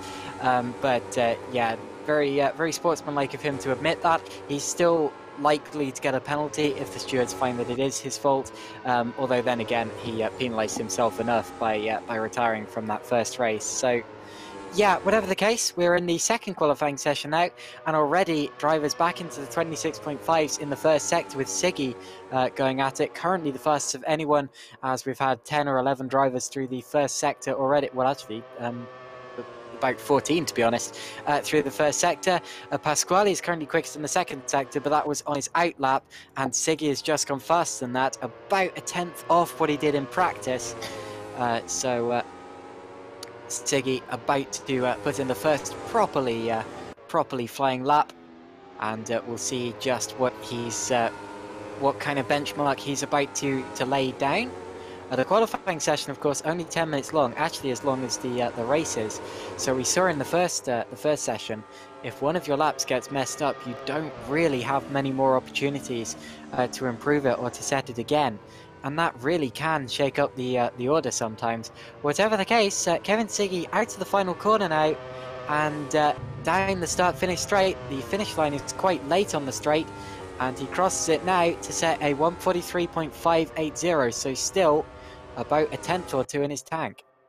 It's a very good point. These are only 10-minute races, so you only actually do 2 hours of racing across this G1 by Griiip Virtual Series. So you've got to be absolutely on it, and you have to be prepared for the unexpected. The likes of Ross McFarlane and Avi Markovic really made good use of the fact that they were not involved in the carnage of the first lap of race 1. So they are now in prime position to make a massive benefit from that. And Kevin Stiggy Rebenak's first lap out of the blocks is a 1:43.5. Now, you can go faster than that. Whether anybody can do that in the next 5 minutes and a half is actually quite tough to call, because that's a very fast opening banker from Kevin Stiggy Rebenak. McFarlane's done a 1:44.0, which several drivers in the field are not going to be able to get close to in terms of fastest laps. So Stiggy Rebenak's put an amazing lap out of the blocks, and in the second split. Yeah, he's gone fastest in the second sector there, but Daniele Pasquale actually puts in the second fastest banker with a 1:43.781. He's the other driver I'm really interested in this qualifying session, because remember, in the first qualifying session for race 1, he was actually only, well, it was less than a tenth of a second, sorry, off Kevin Stiggy for the top time. So he has the potential to go faster, I think. I think he was one of the drivers who got held up in traffic on one of his optimum flying laps. So I think he had more in the tank and was not really able to maximize it. Let's see what Stiggy Rebenak can do. Well, this lap's not going to be as fast. He's 3/10 of his own delta, so this is not going to be a faster lap, but he's setting himself up for a quicker lap if he's got an opportunity. Now, Daniele Pasquale has just done a 26.6 in the first sector. Now, that definitely puts him on a par. Danilo Smerilio, though, has gone third by setting fastest of all time in the third sector. So Smerilio is back, and he's got himself a great opportunity now, Danilo Smerilio, in the number 20, to push himself further forward. This is a great chance for him, but keep an eye on Daniele Pasquale. There's still an opportunity as he goes 0.2 of a second faster in the second split than Smerilio, but crucially, he's nearly 0.2 down on the first sector. So this is going to be tight, as Stiggy Rebenak does a 26.5 in the first sector. That is quicker than Pasquale again. So we are indeed about to see a good lap from Pasquale. He's exited in the final corner. It's not going to be enough to beat Stiggy, but it is going to be enough to improve on his personal best, to move him further ahead of Smerilio. It's a 1:43.741, which is good, but it's not great. So he's still got more to go. And with Stiggy possibly about to improve on his own best lap if he gets a little bit of time in the final sector. McFarlane's going to as well. McFarlane is likely to get into the 1:43s with this. Yeah, well, he's almost definite to get in the 1:43s if he hooks the lap together. And that would mean that we have 4 drivers in that club there, and 4 drivers separated by just 2 or 3/10 of a second, which would be really quite great to see. And a couple of other drivers improving on their times just behind that as well, including Avi Markovic, who's going 2/10 up. But we'll see what McFarlane does as he crosses the line here. And he is going to stay 4th, but he does improve on his lap and does get into the 1:43. There is, however, with 2.5 minutes to go, Caitlin, a name missing. And that is Kamel Franchak. He's not even in the server. He's not even in the server. So I think that incident has completely clouded his entire meet. He's decided not to take part in the second race. The heat and the temperament of the incident has got to the young Pole. Well, that's pretty disastrous, because coming into this round, he was 2nd in the championship. And if he doesn't race here, he's effectively out of it. So, yeah, unfortunately, Kamel Franchak there, I say making an unwise decision, but that's not really for me to say. Daniele Pasquale, meanwhile, was on a flying lap, actually set the fastest second sector of anyone. Mistake in the third, didn't it? Yeah, he did, and that means he's only going to get 1 more opportunity. He's going on to it now. He might get 2, actually, if this is a flyer. He's going across the line with about 2 seconds to go in the qualifying session. And that means that he might be able to do another one after this, but let's just treat this as his final qualifying lap, because it effectively is. But he's got a little bit sideways at the first corner there, and loses. That would have cost him about 0.5 of a second, but that might be all there is to it in this short qualifying session. and it's not a great first sector. The difficulty is as well is that Kevin Siggy Revenak, he's about 2 seconds off his own delta. I think he's dialing himself in for one more try. He's gone very fast indeed in the second split, but he can go a lot faster. He's built himself up for this one. The third sector's not a strong one, but now he's on his final flying lap. So Siggy Revenak, he's going to try and respond. Daniele Pasquale has got to hope that he basically has a perfect second and third split. A 30.2 is not great either, so he needs a strong split here to have another chance, as you mentioned, of going on to one final qualifying lap. He's going to make this very tight indeed. And of course, if he doesn't manage to get onto that next flying lap, or has a tough start to his first sector, then Siggy Revenak doesn't need this fast lap, but he's gone fast as the ball in the first sector. Kevin Siggy Revenak, look at that, 26.4. That's the first of those times we've seen in the first sector so far today. Siggy has pulled out what we knew he had all this time. Now let's see if he can do the same thing with the second sector. Pasquale's bailed out. Pasquale has bailed out, so Pasquale will not be going to pole position in this session. The best that he can hope for is second, but actually Smerillo has just started a new flying lap as well, as has McFarlane, so either of those could knock him off his perch. But whatever the case, Siggy actually not up in the second sector. So Siggy... He certainly doesn't need to be now, does he? Well, no, he doesn't, but it would be nice to have a buffer anyway. Smerillo is the driver I'm more interested in, because he has also set a 26.4. Where did that come from?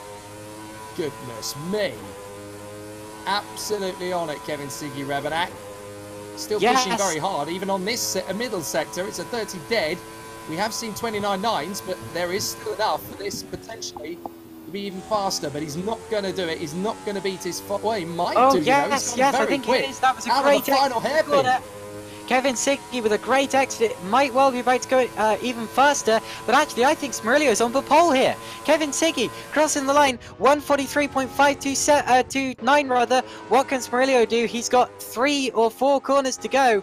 But yeah, this actually might be on for pole. You said that Siggy doesn't need to worry. I think he really does, because he's got a flying Italian coming down the track just behind him. Final corner for Danilo Smerillo. It's all going to be about the exit here.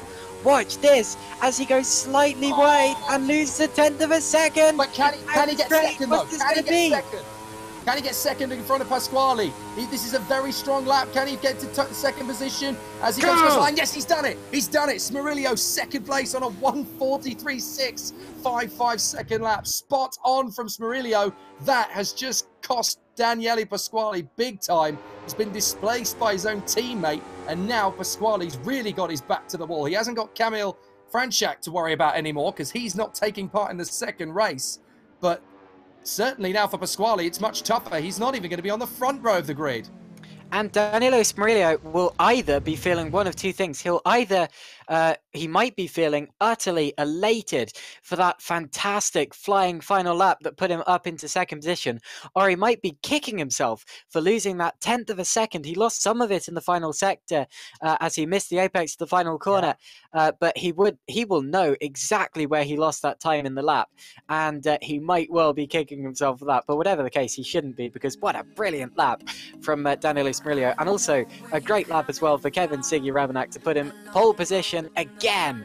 Pole position again at race 6 of the championship, with Smerillo second, Pasquale third, McFarlane fourth, Sabini fifth, Markovic, Streamer, Yatev, Dean Vella, Bernard Vella, so they're right together on row 5 of the grid, and then it's Carau, Santos, Stavare, Zara, De Celis, Machea, Master Martino, and Baldi, with no Kamil Franchak.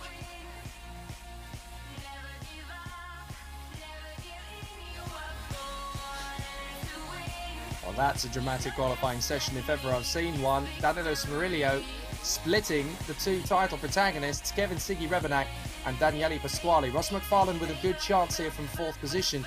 Zabini, he is just riding the wave of confidence, isn't he, there in 5th position. As to Avi Markovic, now knowing he can get a 3rd position, he's making good use of it. This is going to be a cracking second race, and we could see Ross McFarlane potentially getting himself into 2nd place in the Drivers' Championship.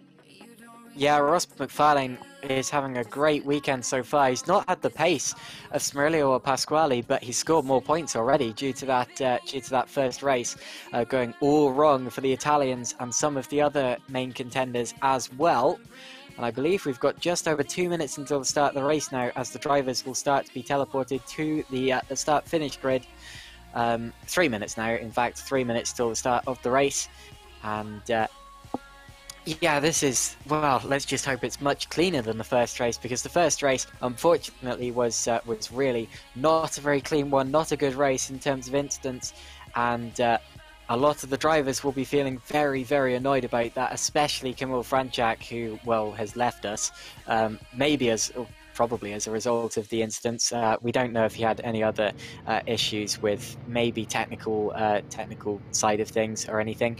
But whatever the case, yeah, there's going to be a lot of drivers who are very disappointed so far, and who will be praying for a much safer race than we just saw.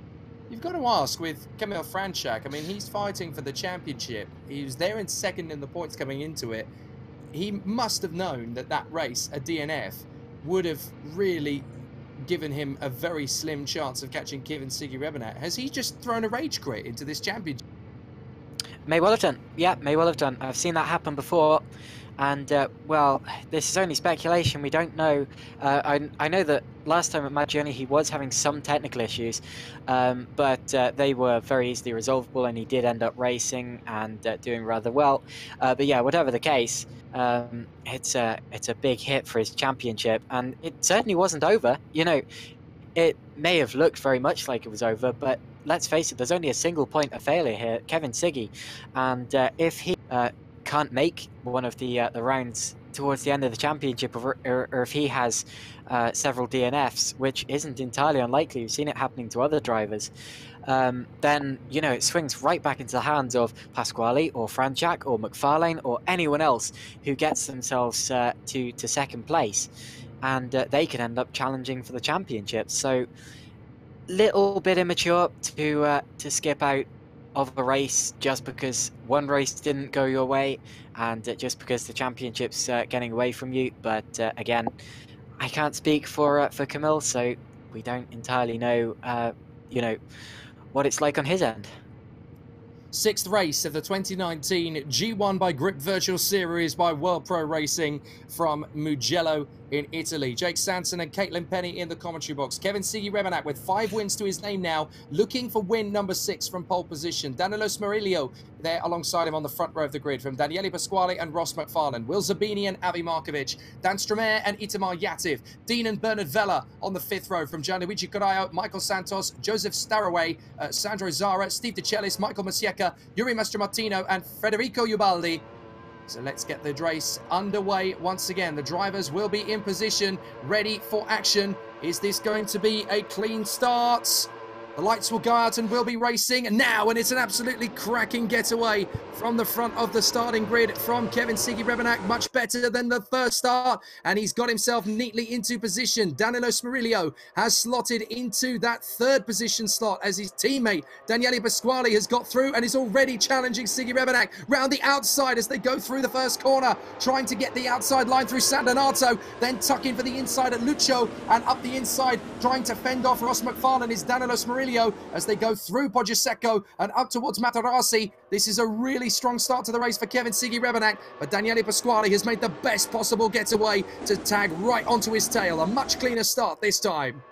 Only one car off at the start that time, that was Yuri Mastromartino, so it wasn't an entirely clean start, but it was much cleaner than last time. And yeah, Pasquale got a much better start than his teammate Danilo Smerillo, and he is already up into 2nd position there. A couple of other changes in the order, including Markovic getting up into 5th, ahead of William Zabini further back, and Itamar Yativ is also ahead of Daniel Streamer. I was wondering, oh, he's going for it. In fact, that was Streamer trying to get back at Yativ, but wasn't close enough into the chicane there, and they are just behind. Is that Avi Markovic? I think it might well be. But towards the end of the first lap, it looks to have been a much cleaner start. Pasquale had a challenge at Siggy around the outside of turn 1, but just couldn't find the grip to make it stick. Been on lap 1, unfortunately, for Bernard Vella, who has fallen out of the top 10. That's a real shame for the Maltese star, as he now drops out of the top 10. But Kevin Siggy Rebenak and Daniele Pasquale are going to be fighting for the victory. Now, this is going to be a real test of nerve for both drivers. Pasquale has got to put a win out of the bag here to stand any chance, really, of halting Siggy Rebenak's charge in the fight for the title, and he's got him on the slipstream. He may have a chance here into turn 1, and he's going to need to maximise it as he comes into the first corner. Siggy Rebenak defends to the inside. Pasquale trying to come around the outside to go all the way round San Donato and then tuck back in for the inside into the next left-hander as they come back off the course into Lucio and into Poggio Secco. Pasquale is just hovering all over the back of Kevin Siggy Rebenak. But at the moment, all good for Kevin as he continues to lead the way. Smerilio third from McFarlane, Markovic, Stromae, Zabini, Yativ, Vella and Starare. So that is the top 10 at the moment. Yativ spinning. Still there. Yativ into the gravel. He's lost it from 8th position and drops down the order a bit. They actually just went a bit too hard, didn't he? Yeah, they actually just went 3 wide. Streamer, Zabini and Yativ down the start-finish straight, with Streamer pulling off a double overtake, getting them both. But yeah, Yativ, I'm afraid, has just spun it around and gone into the gravel. But at the front of the field, they continue to lead, or Rebenak continues to lead Pasquale around. It's so close between the two of them, and Pasquale just needs to keep in range as they head towards the slipstreaming straight. It's a very long start-finish straight, plenty of opportunity for slipstreaming, and if Pasquale is still this close, he's going to have a great opportunity this time round to be the first non-Kevin Siggy winner of a Griiip G1 race with World Pro Racing. Well, this is going to be a tough one for Daniele Pasquale in the Samsung Morning Stars car as he comes off the final turn, chasing after Kevin Siggy Rebenak for the Edge Esports team. They go down the main straight, and Kevin Siggy Rebenak still hangs on at the moment after going fastest of all in the second sector and the third as well, trying to pull out that gap over Daniele Pasquale. It's looking more and more likely. Meanwhile, there's a battle for third position shaping up as Avi Markovic is going to swarm all over the back of Ross McFarlane. It's Smerilio. No, sorry, that's Smerilio. My apologies. McFarlane up the inside of Smerilio, and he's going to try and get that move finished off into San Donato. But Smerilio is back on the inside at Lucio, and then up to Poggio Secco. This could be a really interesting battle as they come up towards Materassi. McFarlane is still all over the back of Smerilio as they go into the left-hander at Materassi, through the right at Borgo San Lorenzo, and then up towards Casanova, one of the toughest corners on the circuit. Carry the speed, drop down through the gradient, and then keep the car travelling through Savelli into the left-hander. And it looks as though McFarlane's opportunity has gone for the moment on Smerilio, who has defended valiantly to keep him at bay. Pasquale now is falling off the back of Kevin Siggy Rebenak to the tune of half a second a lap or so. This is a really good run now for Kevin Siggy Rebenak to hang on in front of Pasquale. I should also point out that Josef Stavare and Steve DeCellis are up into the points, and this would be their first points of the series. So a good start from those guys to keep out of trouble so far. But yeah, still close at the front, as you were saying. Smerilio and McFarlane went side by side into turn 1. McFarlane looked as if he was going to have a really good opportunity, but couldn't quite find a way past Smerilio. Very similar to the first corner of the race between Siggy and Pasquale, but this time the driver on the inside lost out. It's a tricky turn 1. It doesn't really make a difference whether you're on the inside or the outside. It just depends on how you execute it, and you have to make sure you keep space with the driver behind. 0.7 of a second is the gap as they cross the start-finish line. That's out by a tenth of a second. So Pasquale dropping back slightly, but still staying in slipstreaming range of Kevin Siggy. And I tell you what, this really is not over yet.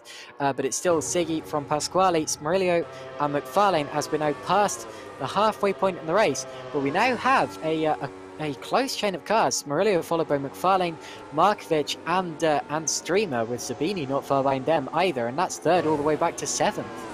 Yeah, 5-way fight for the final spot on the podium, so it's up to Smerilio to hang on to this position in front of McFarlane, Markovic and Stromae. With Will Zabini, I have to say I'm really impressed with Zabini this weekend. The last 2 weekends, he's had some opportunities and he maximised them in Imola. This time out, he's been absolutely brilliant. Never outside the top 10. 5th in race 1, and now looking likely to be at least 7th in race 2 as Pasquale goes fastest of all in the second sector. He's looking to be the fastest lap of the race now in his attempts and his bid to close up on the race leader Kevin Siggy Rebenak. and he really needs to. There's 3.5 minutes left of this race, and Pasquale is getting back onto this now. This is all about belief and confidence now for Pasquale. He needs to keep pushing and keep digging. He's going to go 0.2 faster than his previous best if he can keep this up, and that will be the fastest lap of the race. He just has to believe he can close in. He can read where Kevin Siggy Rebenak is lining the car through the apexes. He just needs to keep hustling around this racetrack in order to be as fast, if not faster, than the man in front. Bernard Vella's retired to the pits, I'm afraid, so he's our first loss of this race from the order. But whatever the case, a tenth of a second actually came into that gap at the front of the field that time round. Pasquale slightly catching Siggy and would have caught him further in the slipstream, but now he's likely to drop back through the corners on this lap. But yeah, still really holding that gap close, and then also close the battle for third all the way down to sixth, maybe seventh.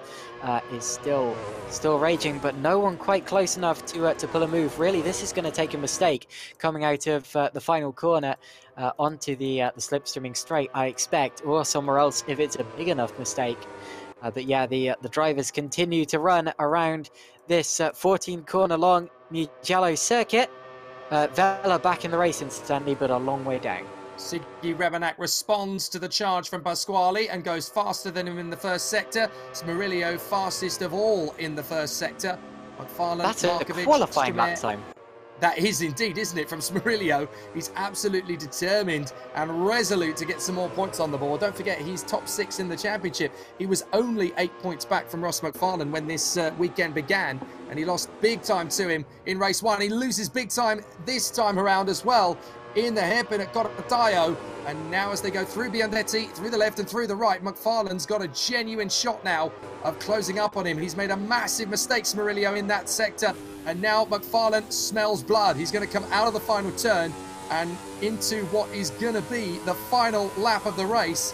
Pasquale is not going to be close enough to challenge Siggy Rebenak into turn 1. McFarlane is. He's going to pull out to the left, and they're going to go side by side down the main straight as McFarlane edges him. Oh, they touched each other. They touched each other and gone off.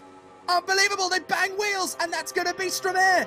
Strumer is going to be through to third position in front of Markovic and Sabini. McFarlane and Smurillo have taken each other out. Well, McFarlane pulled out really late, so I was wondering whether there was going to be contact, and then there was. I'm not entirely sure whose fault that was. I'll have to look back at it again. Someone came over on someone else there, but I wasn't really looking from the right angle at the time. But yeah, McFarlane's still parked up against the barrier, so I'm not sure whether he's going to finish this race. It's a big, big loss, even so, from both McFarlane and Smurillo there, both losing out on a podium place, and it's going to be Streamer who takes it. Whatever the case, going on to the final lap, the gap for the lead was just over half a second. It's still so close, and Siggy will be really feeling the pressure on this final lap. If he makes one mistake, Pasquale's going to be right back on him. And remember that Pasquale's been pulling a tenth of a second in the last 2 or 3 laps here, which means that maybe he's going to be close enough for a slipstream move on the final straight. This is going to be an incredibly close finish to the race, and he's getting so close in the final sector. Without any doubt at all, this is going to be Kevin Siggy Rebenak's toughest task yet in the season. He's had 5 wins, pretty much all his own way over the course of the last 3 weekends, but this time he's going to have to dash for the line in front of a very, very fast Daniele Pasquale, who's going to take a wide berth and cut back in for the inside apex, get on the throttle and into the slipstream. It's going to be a drag race to the finish line between Kevin Siggy Rebenak and Daniele Pasquale. It's going to come down to the line. Siggy Rebenak is going to try and hold out in front of Pasquale, and there's nothing in it, but Siggy Rebenak just hangs on by 0.026. Siggy Rebenak makes it 6 from 6, but Pasquale was inches away from the victory. Unbelievable how close that was. And but Daniele Pasquale has to settle for second. Oh my goodness, he just loses out yet again, as he did in the first race of the championship. He's done it again, losing out by just under 300ths of a second. You never get closer than that.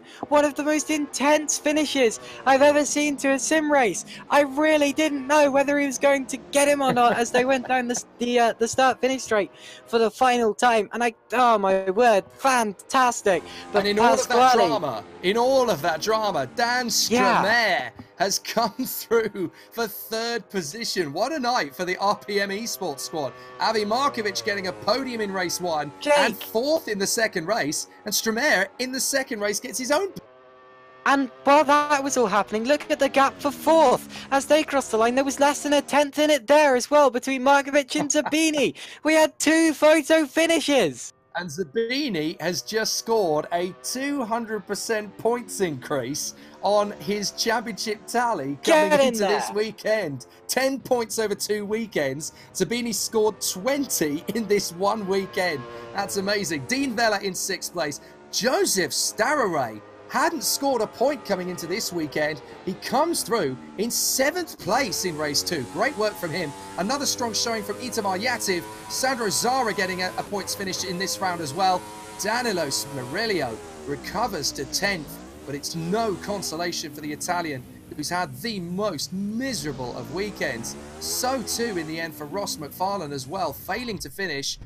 Murcieke 11th from De Celis, Santos, Mastromartino, Carrillo, Ubaldi, and then McFarlane and Vella, who sadly failed to finish the race. But that was high drama and octane in both races. Without a doubt, the most nail-biting weekend of the season. Oh my goodness, Kevin Siggy Rebenak there claiming his 6th win out of 6, but only just 0.026 in it, with Pasquale 2nd, then Daniel Streamer, Avi Markovic, William Zabini, Dean Vella, Josef Stavare, Itamar Yativ, Sandro Zara, Danilo Smerillo, who lost out on the final lap there, lost out from a podium place, then Michael Macher, Steve DeChellis, Michael Santos, Yuri Mastromartino, Gianluigi Caro, Federico Ubaldi, and then a DNF for both Ross McFarlane and Bernard Vella towards the end there. So a really dramatic couple of races. First one, pretty rubbish, I'm afraid. A lot of accidents, a lot of carnage, plenty of annoyed drivers. Second one, utterly fantastic, great battling all the way up and down the field, and photo finishes at the end. You don't really get a much better race than that. I mean, it depends on who you ask, but yeah, just brilliant, utterly brilliant. My goodness. Yeah, Kevin Siggy Rebenak and Daniele Pasquale dashing to the line in the 6th race of 12 in this year's G1 by Griiip virtual series by World Pro Racing. I'm still absolutely spellbound. What that means, though, of course, is that Kevin Siggy Rebenak now has still got the maximum, 150 points, with 150 still to score in this season. It's looking good for him to grab the test drive in the Griiip G1, powered by that Aprilia V4 1000cc Supersport engine. And it's going to be a really tough challenge for anybody else to catch him now. But there are still 3 rounds to go. All it takes is one bad score. We've seen the fates of Kamil Franchak, Daniele Pasquale, and Ross McFarlane, and Danilo Smerillo, and Bernard Vella. Everybody in the top 6 other than Siggy really struggling. And everybody's taken a hammer blow this weekend. All it takes is for him to have one, and it can suddenly change on a dial. This is going to be a very dramatic second half to the season. Griiip Adrenaline Workshop was watching.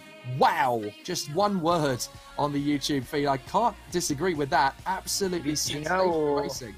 And it really was tight. Yeah, absolutely. And with Griiip watching their own cars going at it as well, you have to give credit to the Griiip G1, allowing drivers to race that closely and that furiously, and giving them the confidence to fly as they did in qualifying. It was just, yeah, it's a car that impresses me every single time. And I'm sure you'll hear Adrian thanking them and our other sponsors later on in this broadcast.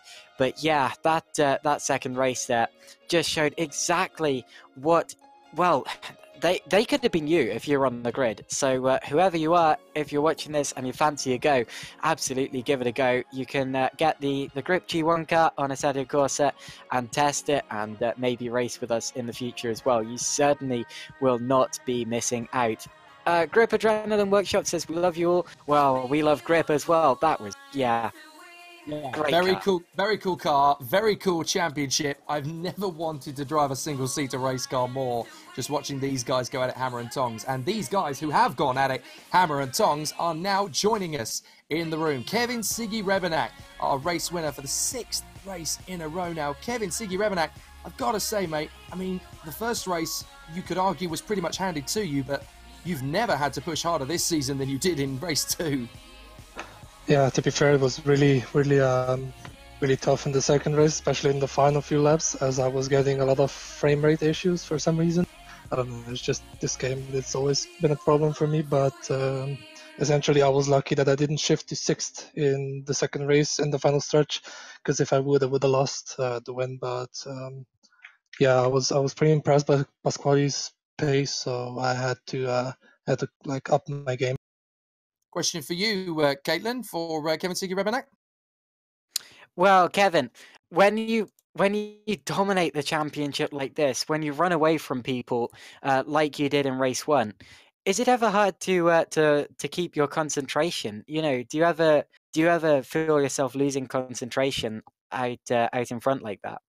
No, absolutely not. I think I've got I don't know how to say it, but I don't lose concentration that quickly.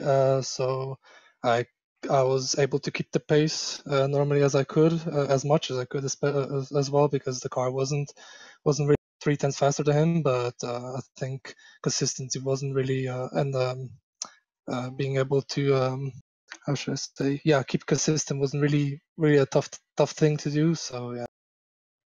What about pressure? How does that play on your mind when you have someone like Daniele in your mirrors? There is not a lot of pressure, to be fair, in my opinion. For me at least, I just have to keep my head down and do the best laps as possible. I do look behind behind myself to see where the car is, but I don't think pressure. I don't think I got any pressure in this whole race, because I kept consistent until the frame rate issue. But wow, fantastic. 2 brilliant victories, and now 1 step closer to winning the 2019 G1 by Griiip Virtual Series. Congratulations, Kevin Siggy-Rebenak, double winner for the 3rd weekend running. Well done. Thank you. Now, let's move on to the man who was 2nd position in race 1, because, of course, we do have 2 races to talk about. Our next interviewee is Ross McFarlane. Ross, that was a very tough weekend in many ways. I mean, you really pulled a brilliant 2nd place out of the bag when you needed to in race 1 to get up to 3rd in the Drivers' Championship. But race 2, I mean, it must be so tough to look at that now, because that was so nearly a double podium.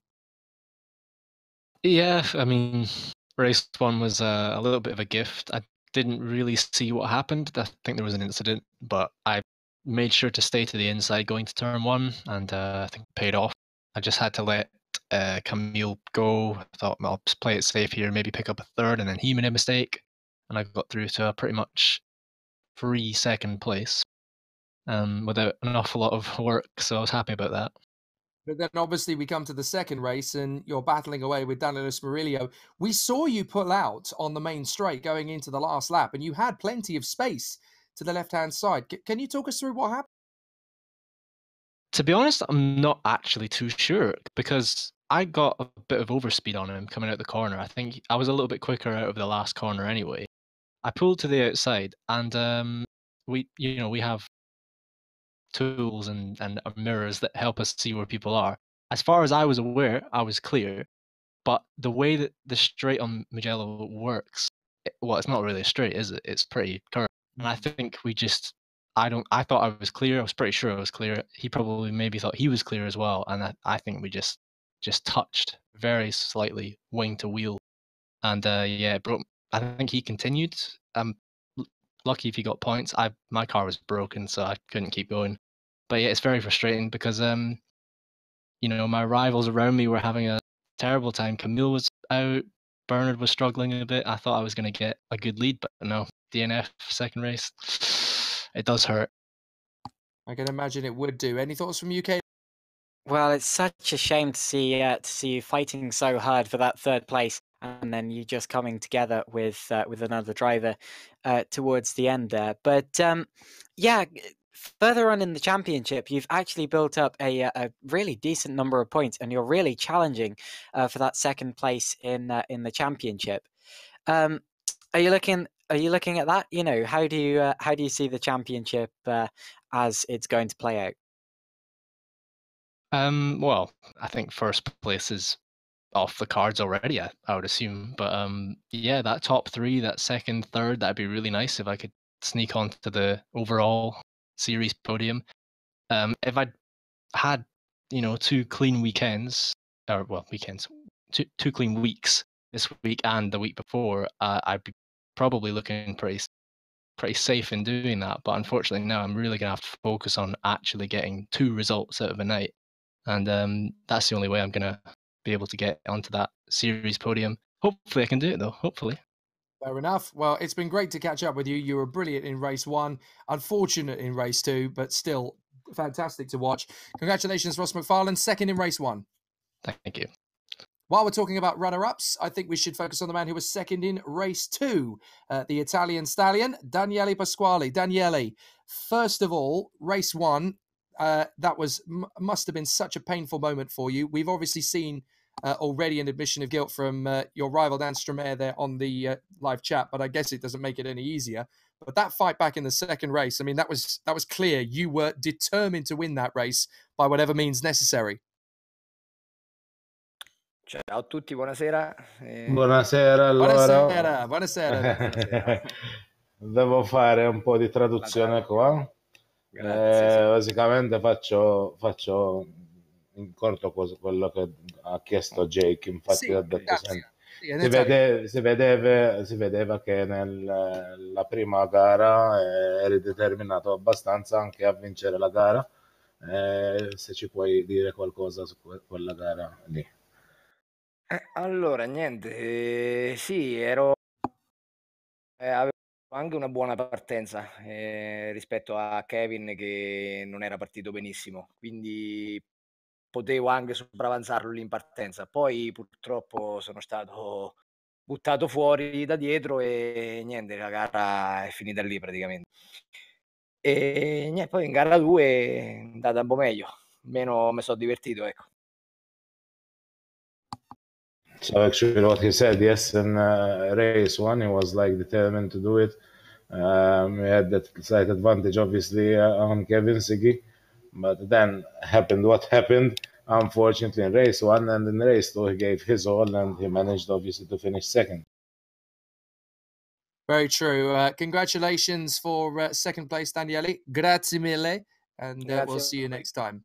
Thank you. So that is your man in second place, Daniele Pasquale. Let's talk to the man in third position in race 1, Avi Markovic. Avi, you must be absolutely delighted with the way this weekend has gone. You had a handful of points coming into the weekend, 2 points from the first meeting at Imola, nothing from last time out.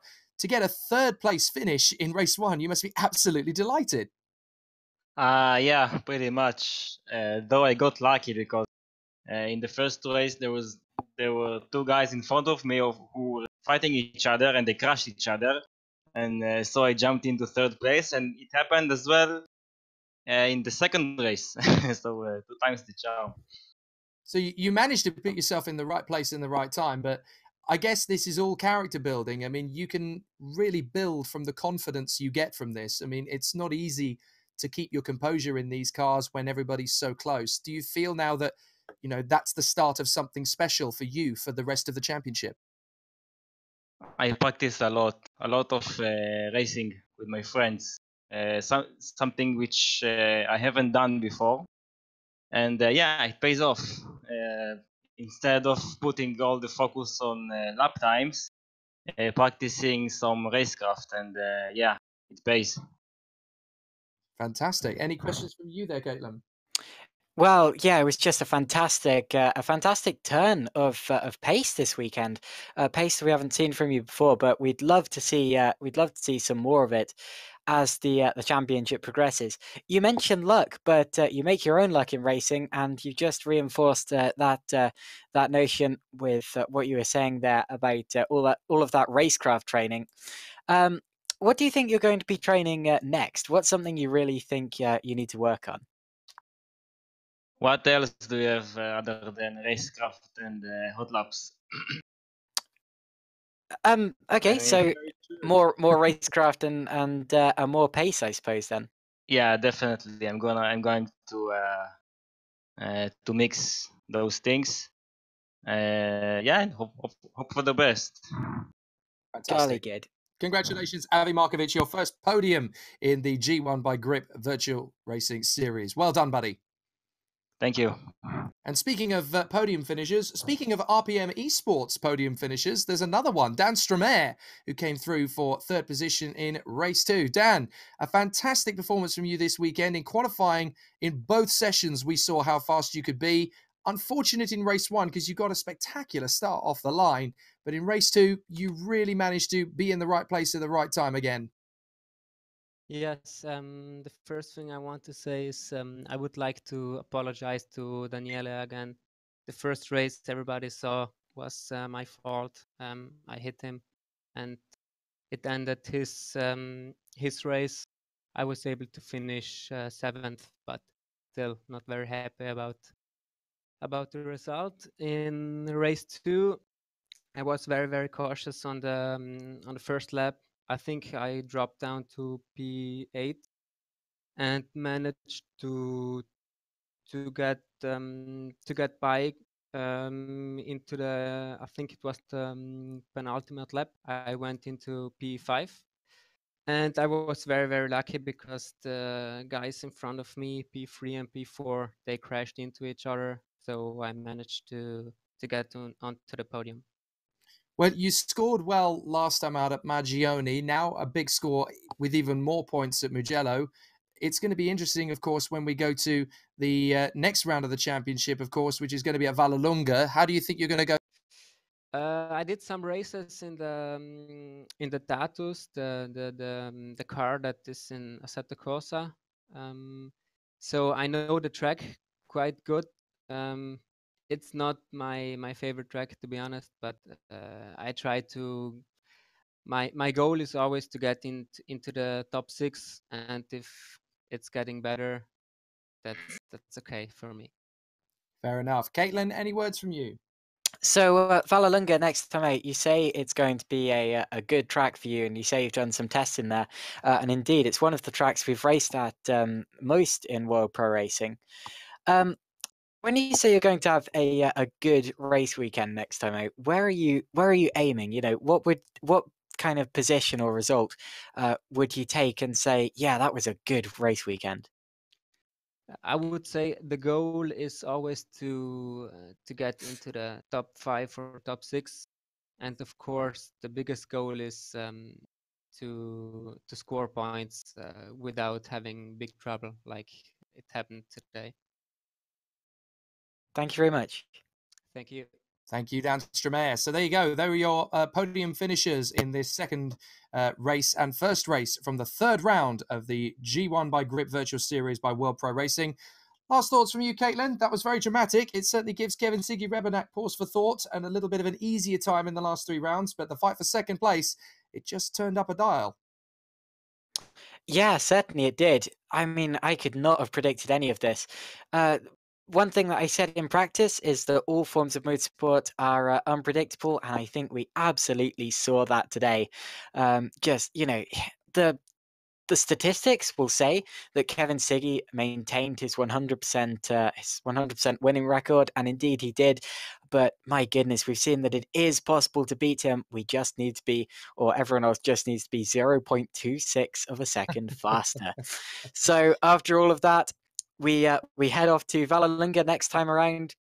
Will anything change again? Well, the history says, yeah, probably. Thanks very much to Caitlin Penny. Also, a massive thank you as well to our broadcast director, Justin Mufsud, and to our race director and host, Adrian Figallo. I'm Jake Sanson. Do join us again 7 days from now when we do it all over again at Vallelunga for the 4th round of the G1 by Griiip Virtual Series by World Pro Racing. Is this going to be Kevin Siggy Rebenak's title? Certainly looks that way. So thanks, Jake. Thanks, Caitlin. Would like to remind, obviously, our followers that the results are not official results until we do our particular reviews. Would like to thank our sponsors, which are gamers.com.mt and Fever. Also, a big Fiverr. Also, a big thanks to Griiip for giving us the opportunity to be partners with them in this visual series. Big thanks to Tamir Also, I would like to remind you, tomorrow we have the Huracan GT3 race, same time in the evening. It's still, applications are still open. This is obviously one of our special events and at the Zandvoort circuit. So if you didn't register yet, you're still in time to do so for the Huracan GT3 casual special event tomorrow by World Pro Racing at Zandvoort Track. Thanks for following us, and see you tomorrow.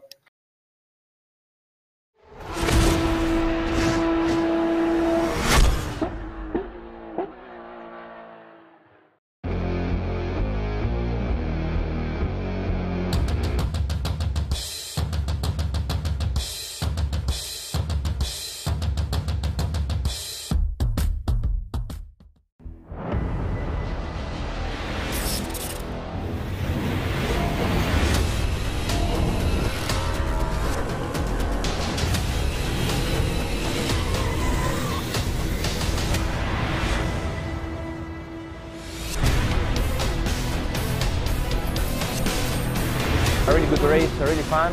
I managed to reach the second place.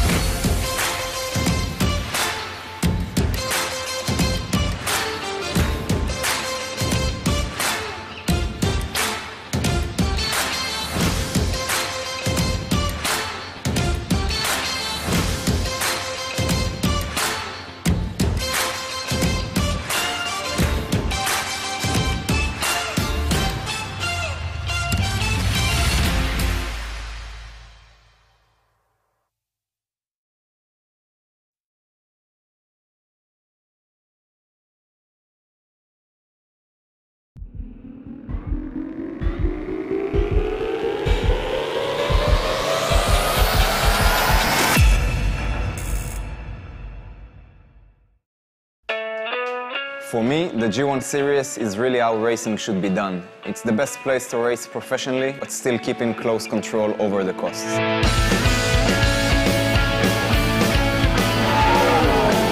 Driving the G1 is amazing because it's a really powerful car. It's really easy to drive, so you feel immediately connected with the car.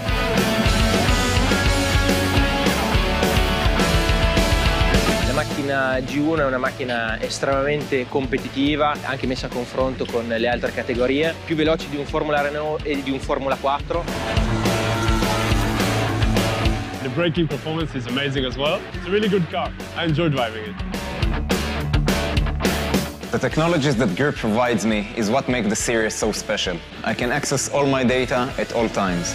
And I can also compare the data to other drivers, so I can find my weak points, but also my strong points, and you can improve a lot on the track. L'altra tecnologia estremamente importante e innovativa è quella relativa alla visibilità, in cui i fan non solo possono seguire la gara live, ma possono seguire il loro pilota preferito grazie ai camera car, grazie alle videocamere che sono installate su ogni vettura. One of the most unique things in the G1 series is the virtual races. For every race, we actually race in the same track with the same drivers. When we get to the track, we can get the best out of it. It's the only series that combine both virtual races and real races in the scoring system. La G1 Series è un campionato estremamente interessante per tutti quei piloti che vogliono passare dal karting alla monoposto. For the cost of a karting season, the G1 Series is one of the best places to improve my Formula skills before moving on to next levels.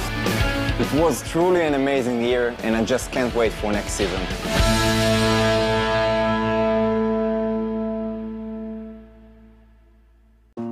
It took 5 days to get client feedback. Now James only has 5 hours until launch. With Fiverr, it only took him 5 minutes to find Stephanie. Fiverr. Connect to a freelancer in under 5 minutes.